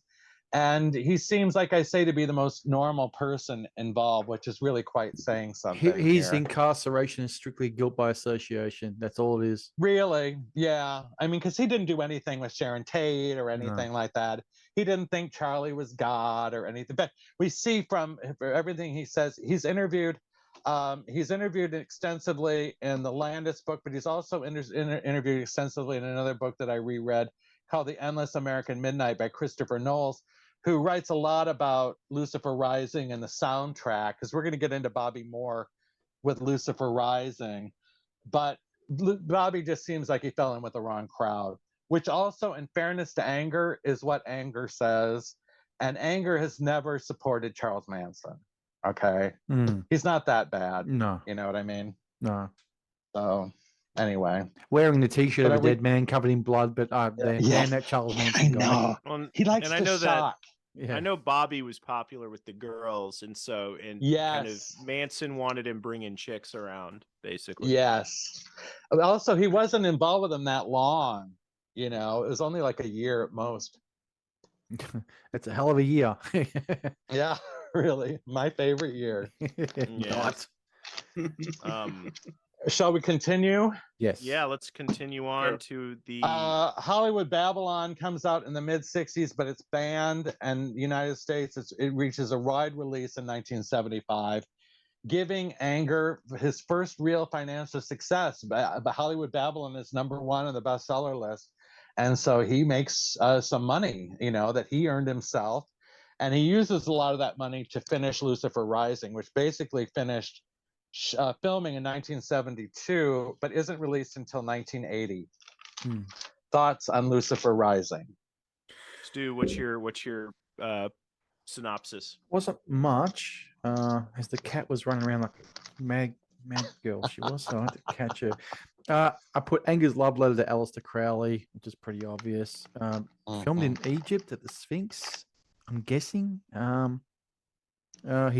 put before that one of the others was his most visually striking, but that was after I had not seen this. His most visually striking film, which I think it is. Oh, fuck off. Feels very much feels very much like Holy Mountain, only not as weird. Great to finally see some tits in a movie. That's what I put. Well, look at men schlongs throughout. I'm like, well, that ain't my bag, but we'll finally get some titties. Yeah. John, what did you think? It definitely. I don't know if Hodorowski got to take a look at it in rough cut or something, but it definitely had to have been an influence on Holy Mountain, which came out in 75. And I also think it inspired, probably, if you were to say, okay, what was the biggest influence on music videos of the 80s, particularly those by Russell Mulcahy that he directed, this definitely has to be it, because I've seen so much of this imagery recycled in music videos of Duran Duran, and just different odd singers from that era. A band that definitely was taking from this movie was Killing Joke. Yeah, without a doubt. Killing Joke was because we all know Jazz Coleman is insane, fully steeped in all this stuff. Like, he's an occultist weirdo. The band's performances, like in that Death and Resurrection show, Doc basically said were rituals, But when I saw this, I was like, oh, the Pandemonium music videos and stuff like that, where they like recorded and filmed in Egypt and stuff. It's very, very much this movie. And one thing that struck me about this film, because this is Anger's this most ambitious movie. It's his most expensive looking. He got Bobby Beausoleil to do the soundtrack from prison. If you go online, you can find the aborted Jimmy Page soundtrack that was scrapped. Jimmy Page appears in the film, I believe. Yes, he does. But a fellow Thelemite. But I think he and Anger didn't get along, because Jimmy would buy like Crowley relics and then just like keep them and not share them. If that made him mad, I guess. But one thing, Dan, I wanted to pick your brain about was the most striking thing in this movie, I think, is the use of UFO imagery combined with the ancient Egyptian imagery. Right. And I mean, there was no ancient aliens on television yet, Yeah. And not only that, but he filmed a lot of that in '72, even before the popularity of Chariots of the Gods in the mid-'70s, although that was out already. Yeah, it's there. This has got a really interesting cast. I'll get to the UFOs in a minute. The cast is interesting. You've got Donald Cammell as Osiris, who was a co-director of performance and Demon Seed and White of the Eye and Wild Side. I mean, he's a crazy person. Wild Side is a really interesting film. You can see it on YouTube with. I watched it because it had the one who just died with Anne Hesh. And Christopher Walken. It's a very strange film and very interesting. You got Marianne Faithfull as Lilith, and you got a couple of young studs as the Adept and Lucifer. So it's an interesting cast. I think that the color in this is really remarkable. There's a sequence called the Human Tarot sequence. It starts where you see Lucifer shuffling the tarot cards, where they go room to room, and each room is a different color. To me, this is very evocative of the classic Corman Vincent Price horror film, Mask of Red Death. It really seems inspired by Mask of Red Death, where one room is red, and the next one is yellow, and the next one is green, and they're going one after another. That sequence is really striking. Jimmy Page is in it briefly. He has a cameo. There's a lot of really weird occult things in it, as you'd expect. Marianne Faithfull is Lilith. There's a scene where she's holding a scarf and crying. That there's blood on the scarf. That's the scarf that she wore when she attempted suicide a few years earlier. Oh, wow. And he's got her holding the scarf. That's a very strange scene. You're right. Most of it is filmed in Egypt. However, a lot of it is also filmed in Germany. Marianne climbs something called the Extenstein, which is Germany's Stonehenge. There's scenes where she's climbing those mountains, and they have all the people with the torches climbing those steps at nighttime, and she crosses that bridge. That's this amazing stone. Stonehenge. It's bigger than Stonehenge. It's a spiritual site in Germany, popular with pagans. It was a pagan Saxon site originally. It's been used by everything in the book. I think that's really interesting. And I think those scenes are really haunting. There's a lot of haunting stuff in it. Even like the subliminal stuff, like the elephant foot stepping on the cobra. Yeah, it was strange. The tiger swimming in the water up to his neck. There's really strange, almost Mondo like little shots that are pop up in there. And yeah, the UFO thing at the end is very Ancient Astronaut. He believes in UFOs, Kenneth Anger. I don't know if I mentioned it before, but his anger toward the Scientologists goes back to the Babylon working. It goes back to Marjorie Cameron and Jack Parsons. He's hated Scientology since it first began. He said in an interview that the Scientologists think they rule Hollywood, but pretty soon there's going to be UFOs in the sky and they're going to take it back. I mean, that's the kind of thing that Kenneth Anger says. Well, and he claims he's written a Hollywood Babylon 3 that is mostly aimed Right. at Scientology, but Scientology. he claims he doesn't want to put it out because he doesn't want the headache from them. So hopefully, if it really does exist, maybe it'll come out. I hope it does. After he's dead. I hope it does. Yeah. But he But said it's there's a not lot just- of stuff he's- about Tom Cruise in there. Yeah, but he's not just one of these people that hates Tom Cruise. He has a deep, profound hatred of Scientology. He hates L. Ron Hubbard on a personal level.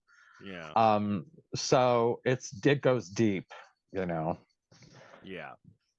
But It'll It's have not to- just gonna have. It just has pictures of Tom jumping on the couch. exactly. Look at this. I've got a few more things here to wrap up here.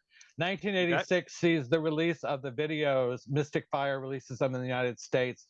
That's when a lot of us first see these films, because prior to that, you just read about them in magazines and you never actually got to see them.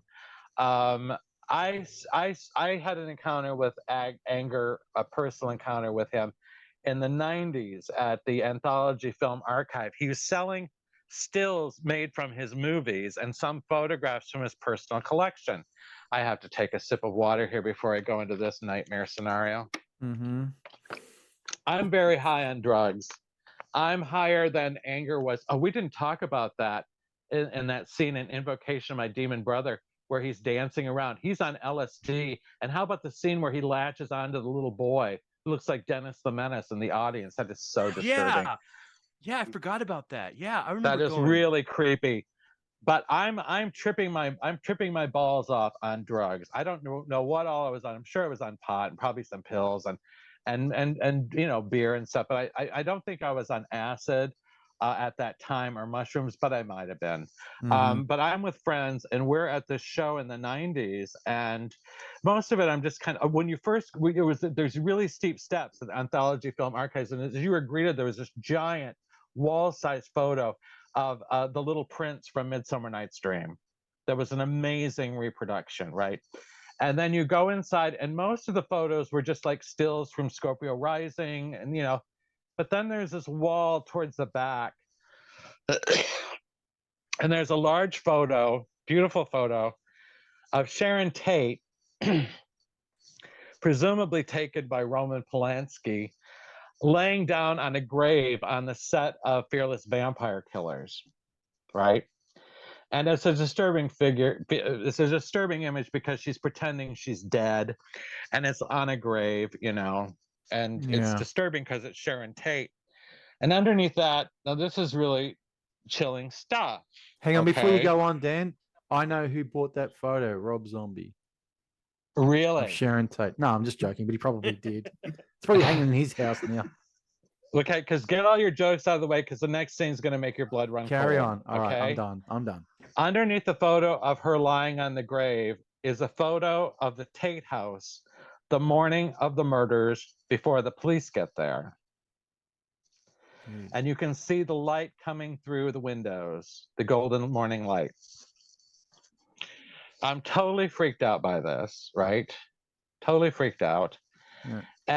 But I'm also stoned out of my mind. And as I leave, we look at it. It's like, is that real? Is that real? Is that real? And I'm acting all flippant.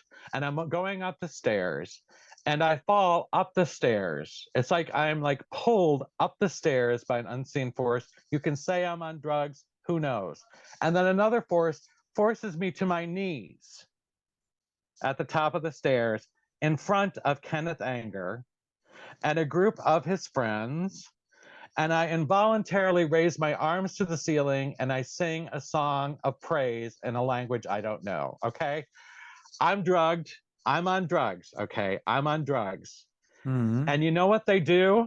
You know how they respond? No. They're all smiling, and their eyes are glowing. Not like in Star Wars, but like really like beaming. They're just like, oh, how delightful. And his friends that are there are like super wealthy. They're like the people at the end of Rosemary's Baby, where they're like, to Satan, hail Satan. They're like wealthy. These are the people who do the spirit cooking. Okay, these are the people that are going to FC, and they're like his benefactors, and they're all looking at me like, oh, how delightful. And I am totally freaked out, and I run away. Okay, it was the Ford Foundation and J. Paul Getty. You know, J. Paul Getty was like his benefactor. I'm on drugs, but it terrifies me because, you know, I'm basically a Christian. I was into all this stuff, and then I hit rock bottom, and I just found that do without wilt doesn't really help you in life. You know, you got to have something else. So I became a little bit more normal in my belief system. But this photo nagged at me. And then I read The Family by Ed Saunders, and I liked The Family a lot. And he claims in The Family that there were people with cameras that were there the morning, that people performed rituals, that Hollywood occultists were there in the house after the murder, and they looked around, and that the maid was not the first one in the house after the murders happened, and that a lot of people were in the house that day. And he also talked about how they filmed bizarre occult videos, that moved films there, not videos at that time, films, that they filmed sex films, private sex films, private occult films. Is Kenneth Anger involved? Was Kenneth Anger involved? How does he have this photo? And I've tried to tell myself, well, maybe it was staged. You know, maybe they created a set and they're actors and it's not the real thing, right? And I'm thinking about this as I'm preparing for this, and I read about David Lynch, okay?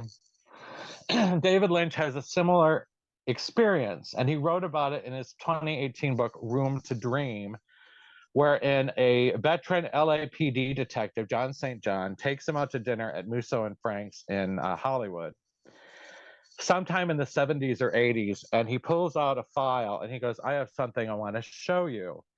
And the file is a photo of the Black Dahlia. Oh, wow. Dead and cut into, this is from his memoir. This is not hearsay. You know, sliced in two, vivisected. And he goes, do you notice something? And David Lynch says, well, it's the Black Dahlia. You know, I've seen this before. It must have been in the 80s, because Anger is the first one to publish photos of that in Hollywood Babylon too. So it must have been the 80s. And he says, he goes, it's the Black Dahlia. And the former police detective says, you don't get it. And he starts to put it away. And he goes, wait a minute. And he realizes that the photo was taken in the middle of the night. And that they used a flash to shoot her. But the Black Dahlia's body wasn't found until the morning by the little boy and the father that are walking. That means that there were people that knew about the Black Dahlia there who before the morning. Photos. You're right. And these photos were circulating in Hollywood. So is Ed Saunders right? Is there an underground of sick Hollywood occultists into gruesome things? David Berkowitz, same thing. David Berkowitz claims that the murder of Stacy Moskowitz was filmed for rich, sick people, and it was implicated by a lot of the fans of it, by Moritari, that Robert Mapplethorpe, who is an acolyte of Kenneth Anger, was one of the people who filmed the shooting of Stacy Moskowitz. You know, at that time, you're getting the beginning of Betamax. You know, people are going to watch it in their homes. It's frightening to think about, you know, and it's a mystery. I'm not saying it's certain, but I thought it was appropriate to mention because I want this to be special for your listeners to hear some kind of unusual things that you're not going to hear from anywhere else. Mouse Heaven. Yeah, I just wanted to touch on Mouse Heaven because it's it's just Kenneth Anger getting paid by J. Paul Getty to play with a Mickey Mouse toy collection set to pop music. It's awful. It feels like a student film of somebody trying to imitate Kenneth Anger a little bit. But it feels like a movie from Sesame Street. Like, oh, it's just awful. Yeah. But I just love that it's like J. Paul Getty presents. Well, I want to bring it. I'm glad you bring it up because Mel Burnkrant, and don't worry, we are heading towards an ending here. Mel Burnkrant owns Mouse Heaven. Mouse Heaven is real, and that video. The thing that's so irritating about that movie is it doesn't do it justice. The real Mouse Heaven is spectacular. It's mind blowing. This guy basically did all the color forms. Remember those toys? The color forms when you're a kid, those the toy. Maybe they didn't have them by the time you guys were around, but anyway, they're a popular toy in the 60s and 70s, and he made $1 million off of that, and he spent it all buying vintage cartoon character toys and collectibles from the 20s and 30s, and his collection is mind-blowing. And he's a really interesting guy. I recommend everybody follow him on Facebook. He's got a YouTube channel. His videos of just people touring his house are so much better than Mouse Heaven, than that film. But he's written about Kenneth Anger extensively, and he gives a lot of interesting anecdotes. One that I wanted to share with you as we wrap this up. He talks about how Kenneth Anger would blow through money like a drunken sailor, and he'd have the life of the party, and then he'd have nothing and be a homeless person, which is kind of what he still does. He talked about having money and inviting his wife off to Washington, D.C., and it's shortly after the space shuttle crash, and they're going to the premiere of the first IMAX theater at the Smithsonian Air and Space Museum.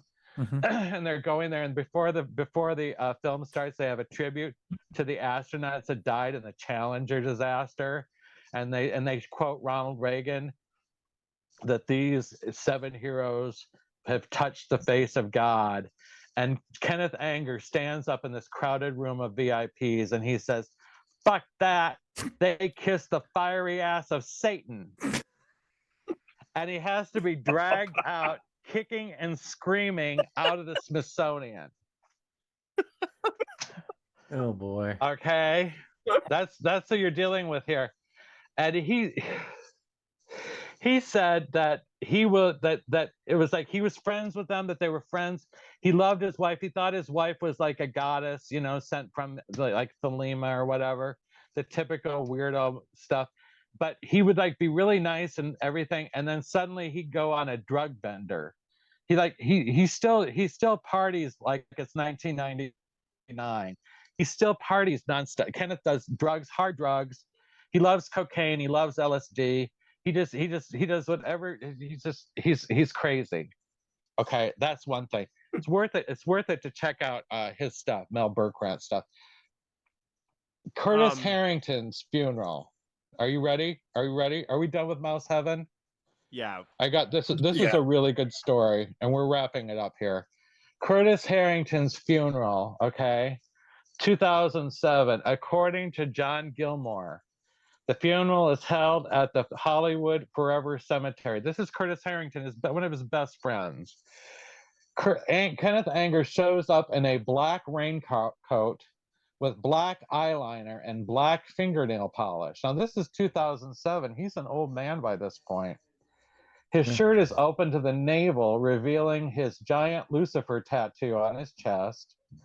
And he's accompanied by a very young, boyish photographer who takes photos of Kenneth Anger kissing the corpse of Curtis Harrington on the lips before the body is cremated. Unreal. Photo op with your best friend. Was the photographer Brian Butler? I don't know who the photographer was. That story comes from John Gilmore, the guy who wrote Severed, among other things. He's an interesting Hollywood character himself. What? And finally, I have one final story, and this is all real, and this connects back to Scorpio Rising, unless anyone else has anything to add. No, not the moment. Because I want Bruce Byron to have the last word on Kenneth Anger if I'm involved with this project. Bruce Byron was Scorpio and Scorpio Rising. Yeah. Bruce Byron was, he claims he was the first midnight cowboy in Times Square. He was in Korea, the Korean War. he'd have sex with some men if they were very, very masculine. Now, he is married. This is early 60s, and he is involved with motorcycles, and his friends are. And Kenneth meets him in Times Square, and Kenneth sucks up to him, and Bruce Byron introduces him to all of his friends who will become the men of Scorpio Rising. Mm-hmm. He helps him. He introduces him to the party. He introduces them to the world. He explains motorcycles to him. He helps create the character of Scorpio. That wasn't him. He was more of a normal person. Nobody could be Scorpio in real life, right? And he helped all that stuff in the room that he has, that crazy room with the James Dean memorabilia and everything, and the comic strips in. That was all his stuff, but he decorated that to be like his room. He was married, like Stuart was talking about. He was married. He lived a normal life. He created this character. He told him, it would be a good idea for this movie. We have an abandoned church. You could film a scene in there. And so he led Anger to the church, and they filmed the desecration of the church scene where he urinates in the helmet and everything, where he's like doing the Nazi rant in the church. Mm-hmm. And he's ripped off by Anger. I meet this man in the West Village in the 1980s. He is wearing a black leather vest, hand-studded with black leather. I believe he had chaps on. And he's got the blonde hair, but he's got a ponytail. And he's got a ZZ Top thing starting to go on, because he's middle-aged. And he's starting to get his Anton LaVey body, he's getting like a belly on him, But he's got this black leather vest, and it says "The Real Scorpio Rising" on it. Oh, wow. With studs. Wow. And he said, Kenneth Anger ruined my life. He ruined the lives of all my friends. He made us look like we were gay. And he said, not that there's anything wrong with that. He told me he's not gay 5 times. He said like 5 times that he's not gay. I mean, and that Who might be into it? It's not me, but Right. He said in those days, 1963, being thought of as gay was really bad for them. He said they were all married. Their wives were there on all the shoots, that he helped him. He was the set designer. He helped come up with the screenplay, if you can call it that. He helped casting the film. He co-created the main character of the film, and he never got any credit. At least Andy Warhol credited his stars, Yeah. And that movie becomes a sensation. And he'd credit someone like Anais Nin, for being in inauguration of the Pleasure Dome because she was a celebrity. But no, there's nothing, or Marianne Faithfull, Mm-hmm. But he was never acknowledged. He was never given anything. He was never given a bone. And it ruined his life. And he said that Kenneth Anger is an opportunistic, cruel person who went out of his way to hurt him and his friends, and he has nothing but bad things to say about him. And I wanted that to be the last word from someone who deserves a little bit of revenge, if you ask me. That is unreal. Yeah. So all those guys. He's not gay, by Rising, the way. He's not gay. Okay, you didn't mention that. I'm just kidding. So all the guys in Scorpio Rising. Wrong with that. Yeah. Not that all the there's guys in anything wrong Scorpio Rising were straight, married men. They were right? all straight and married. Wow.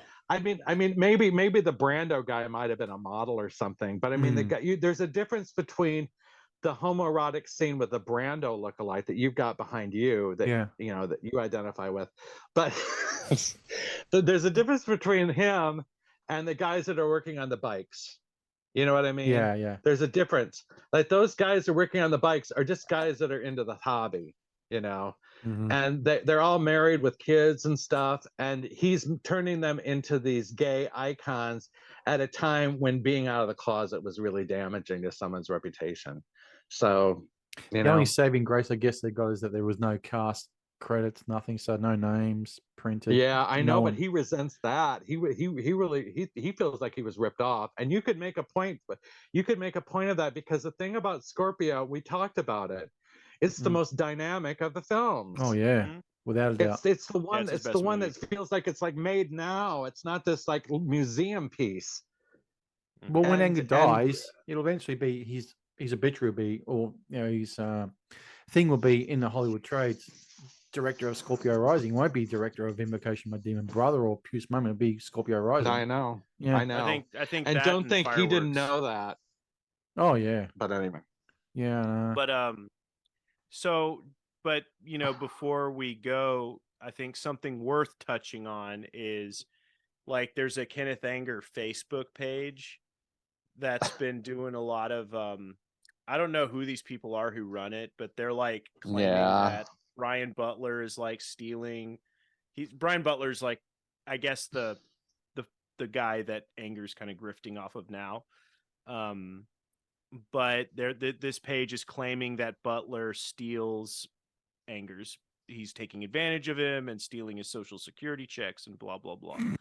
I don't know, but it's one of those things that this page really beats the drum about right now. I'd like I'm to know how dubious of all that. I'd like to know how he's lived to 96 and still going. He's got Especially the way he apparently lives. Yeah, I mean, he's on drugs. I guess there's something to all that magic he does. Yeah, he's living longer than Jack LaLanne. Yeah, probably into blood transfusions like Sir Run Shaw. Richard. Yeah. What do you? I know we're trying to wrap it up, but have you heard the story about why Keith Richards cut off Kenneth Anger? No, but I know that Mick Jagger was supposedly at the peak of his egomania at that time. Mm-hmm. That's like Sticky Fingers time when Keith and Anita are living in the house in like, what is it, Mississippi or Louisiana, with their bloodhound named Heroin and practicing black magic and stuff. Yeah. I mean, yeah, I heard that's really decadent. Kenneth Anger was like, "Oh, Keith, you should change your door to gold or something." And he said he went to bed and he woke up and the door was gold, and he was like, we're not talking to this guy anymore." It's a very strange story. That's crazy. I'm sorry, but I think he has powers. I think he probably does. Well, we'll know if he does, because if he listens to this, then we're all dead in a week. And if you want, I love you, Kenneth. It was all in fun. Yes, he's gonna put a curse on us. Yeah. But if you want to see a recent weird Kenneth Anger film, there's not film, but somebody like went to the Chateau Marmont with him and filmed them walking around there. This is pretty recent. That's Carl Abrahamson. Abrahamson, who is a good friend of both LaVey and Anger, and he's filmed a couple of more recent, in the past 5 years or so, interviews with him. He's an interesting character too. There's something on this Blu-ray set I've got, The Man We Want to Hang, which Kenneth Anger's done, which is that's a film about Crowley. Crowley, yeah. It's basically just a montage of his paintings. Okay. Yeah, that's all it is. It's not that interesting. And there's a documentary. Crowley was not a very good painter. And there's a documentary on this as well about Anger called Anger Me, from 2006. I'm sure it's interesting. I mean, he's really a raconteur. I saw a recent interview, not recent, but I mean like maybe 15 years ago. Curtis Harrington is still alive in it with the two of them, and he's downing Red Bulls and just like he's like an ADD kid. Like he always was. He's just running around and they can't get him to sit down and answer questions. He's like a grown man, like a senior citizen acting like a 4-year-old, needs discipline, Octogenarian. He said something that I think is really true. He said he was a child prodigy that never grew up, that never developed beyond child prodigy. And you can see that. I mean, all of his obsessions are the same obsessions he had when he was 13, I'm sort of like that too, but not that bad. Yeah. Anyway, we'll wrap this up. This has been fantastic. I mean, I'm glad we held off nearly 13 years. Me too. Because had we done it back in 2010, it would not have been even close to what we got. So thank you, Dan, for coming in. Would you come back in the future for another episode? I've got 2 in mind. Do 1 or 2. It's up to you. Can't Stop the Music, obviously, the Village People film. I'm sure you've seen that. Oh, of course. If you got some dirt about that, that'd be good. Or there's a I could look into it. All right. Or there's a documentary I want to see. I haven't seen it yet. called Wrangler. You know what I'm talking about? Oh, the one about Jack Wrangler? Jack Wrangler, yeah. Yeah, I've seen that. Oh, is it It's good? interesting. Yeah, I'd like to see it. He's an interesting person. Yeah, I thought it'd be one. He is a really interesting person. I mean, he's a porn star, top of the line gay porn star who marries a woman twice his age at the peak of his fame. Yeah, I've seen him in the straight ones, and I thought there's something not right about it. Well, not right, but there's for the comment. He's a very good-looking guy with a fantastic build. Right. He marries Margaret Whiting, the big band singer. But I think what they did was really interesting, and I think there's a lot of gay men that would be up for that. These young gay guys. Like, what if you had the chance to marry Lady Gaga? You know what I mean? Or Liza Minnelli, maybe not Liza, she's getting up there, but you know what I'm saying? Like, some gay, like Madonna or something. Like, what if you got a chance to marry your dream, star? Liza Minnelli's already married a gay man. Yeah, she has been. Most of them have, but you know what I mean? That's interesting. The other possibility that I was thinking of is something that I shared with John and Hunter, is the favorite films of Anton LaVey. That's a pretty insane list. The hell is that? Of films. It was published by Blanche Barton in one of the Church of Satan websites, but I think it's in one of her books as well. And it's basically like the top Anton LaVey's 90 favorite films. A lot of Edward G. Robinson.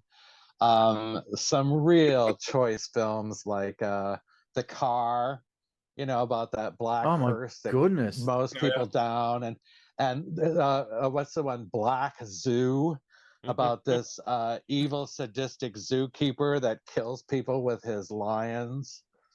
Looks really good. Siegfried and Roy story. Yeah. And you can just imagine like Kenneth and Anton sitting on that black couch, eating popcorn and watching it while the lion roars in the basement. Yeah, most likely.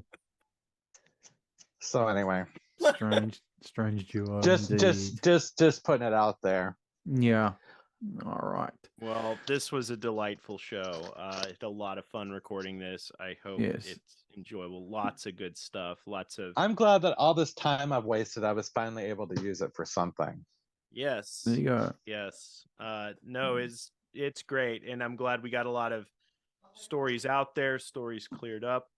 Mm-hmm. But all these movies are on YouTube. You can watch them. They're easy to find. Or get this Blu-ray set, this British Blu-ray set. It is outstanding by BFI. And I think it's available on DVD through Phantoma from R1, but you'll definitely want to go Blu-ray if you can. Yeah, it's pretty sure it's a region-free effort anyway, so it doesn't matter. I think so. A lot of the films you can watch over and over again, and even Lucifer Rising, I enjoyed it a lot more this time on this rewatch than I had before. And the Beausoleil score is not bad. It's pretty good. It's pretty damn good. It's great. Yeah, I do. I think it's great.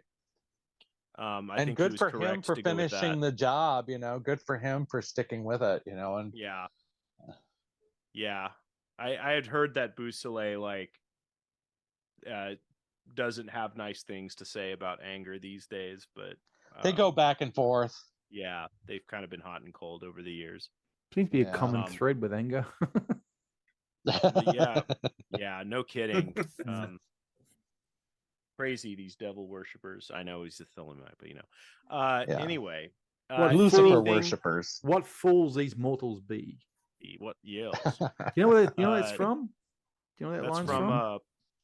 That's from oh my gosh, Midsummer Night's Dream. Midsummer Night's Dream, yes. Yeah. And wasn't the character's name Puck in that as well? Yes, Mickey Rooney. Yeah, that's where that comes from. It's from that one, is it? Okay. Yep. Who appears in doesn't Mickey Rooney appear in Scorpio Rising? Yeah. Yeah. As Puck. I'm serious. Really? Yeah. Oh, and he's like, when I went to his place, just the Wild One just happened to be on TV. Okay, sure. Yeah, sure.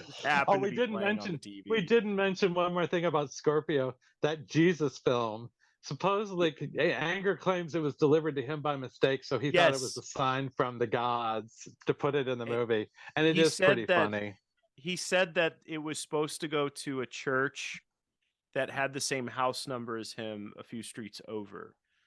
Right. And he claims also, I don't know how this would happen, but he claims that like the Lutheran church sued him over him using the clips in the film. It's or pretty funny something. though, Sued him especially for- when they play I will follow him. That's Yes. hilarious. Yes. That's really funny. Yeah. And like with the Man and Machine thing, like some of the songs are like about like being wind up. There's a wind up doll song. Hit the road, Jack, when he's about to head off to the party. Yeah. Yeah, and Wipe out. when they're Wipeout, yeah. doing the weird like biker initiation, he plays the song Torture. And the song Blue Velvet's in there as well. Yep. Yes. Yeah. Very Harken back much. to Lynch. Which is also homage by used in Lynch. a sexual fetishistic way by David Lynch. Oh yeah. Yep. Well, Alright. anything to add before we go, Dan? I'm good. I'm glad. It was really nice to talk to you guys. It's nice that I get to talk to you in person when we do these shows. Mhm. Yeah, it's really great having you on again. We really I'm not going to be able to go to work tonight without thinking about that fucking image of Anger just staring at me for the last 2.5 hours. This is. I'll just go to work and like in the seat next to me in the car will be that image of Anger as I piss on. You gotta hand it to the guy that he can still be so disturbing. I mean, you really gotta hand it to him. He's made a lifestyle of it. That's all. He's a That's all. showman. You got to say that for him. Can say that. All I can say Yeah. is I cannot even dream of what's going to be released when Anger goes. Just the stuff. I know. It is gonna. Yeah. Hey, just one last thing, Dan. Do you reckon he's got a number of Hollywood people under his thumb because of the info he's got on them that he could publish? It's possible. I don't know. I mean, most of his gossip is really old. Everyone's dead. The only person who ever sued him was Gloria Swanson. Nobody sued him over Hollywood Babylon, except for Gloria Swanson. And the thing that he had written about her had been written by her own press agent for a press release. So the judge threw it out. And then in Hollywood Babylon, he has a picture of her saying, "Ding dong, the witch is dead." Excuse me. He was thrilled that Gloria Swanson had died. I mean, they hated each other apparently, but other than that, nobody ever sued him. So, again, it's all within the context of gossip. So it's like, take it all with a grain of salt. Yeah, I guess so. All right. Okay. Well, we better wrap this up because we are now hitting on 2.5 hours, which is this is a long astounding. one. And it's all killer, no filler. Yeah, it's really this good. one. Yeah. And if the wife fucks off and leaves me alone, stop messaging me warm, will you? All right. So anyway, we'll stick around for the Nez for his piece. And thank you, Dan. And please come back again soon. And we'll think of something. And we'll say adios. Adios. Yeah. Peace Bye, out. everybody. And now it's time for Rue Britannia with your foreign correspondent, the Nez.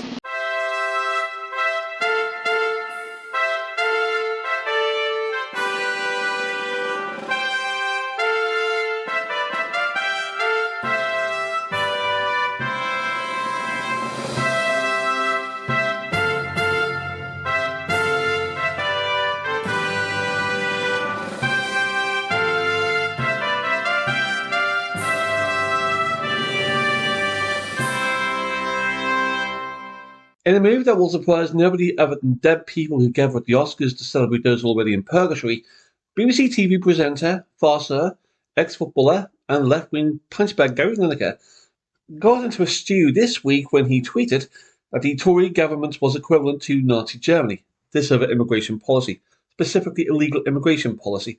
This also on a £1.3 million annual salary funded entirely by the BBC licence fee payer.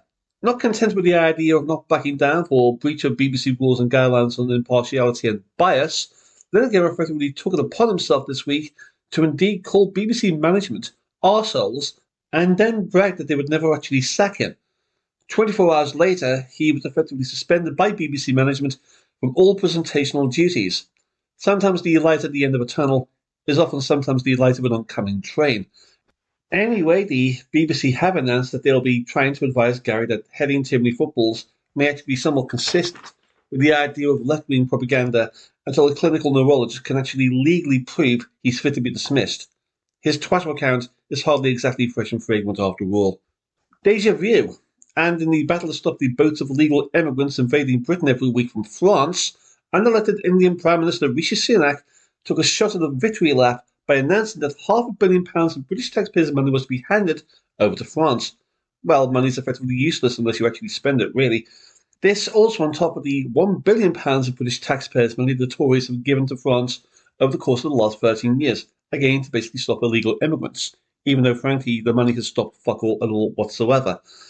The Tories insisted that this time it would actually be somewhat different, in that the French would effectively use the money to continue to dump its illegals inside the Italian border. However, the real difference is that unlike soft Johnny English, the Italians don't pay France a penny, and they're still pissed. Scotland, and following the resignation of Scottish First Minister and Scottish Nationalist Party leader Nicola Sturgeon for her staunch defence of woke's RGT, the Scottish National Party's leadership election campaign swung underway with 3 candidates vying to win the prize of a wooden spoon after all. Kate Forbes, who openly voted against same-sex marriage, Muslim Sharia loon Hamza Yusuf, who hates everybody and everything except himself because he's a Muslim, and professional jam sucker Ash Regan. In accordance with SNP House rules, voting is confined to automated membership, threats of violence, woke Muslim gaslighting, and a bit of voter intimidation.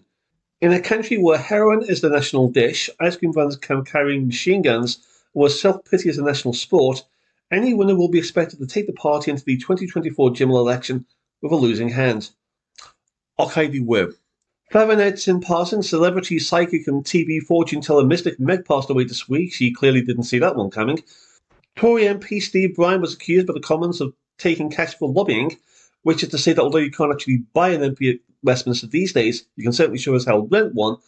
And 3 teenagers were killed in Wales this week as a result of a high-speed car crash. All which goes to show that the enduring appeal of Mad Max 2 lives on. Pax.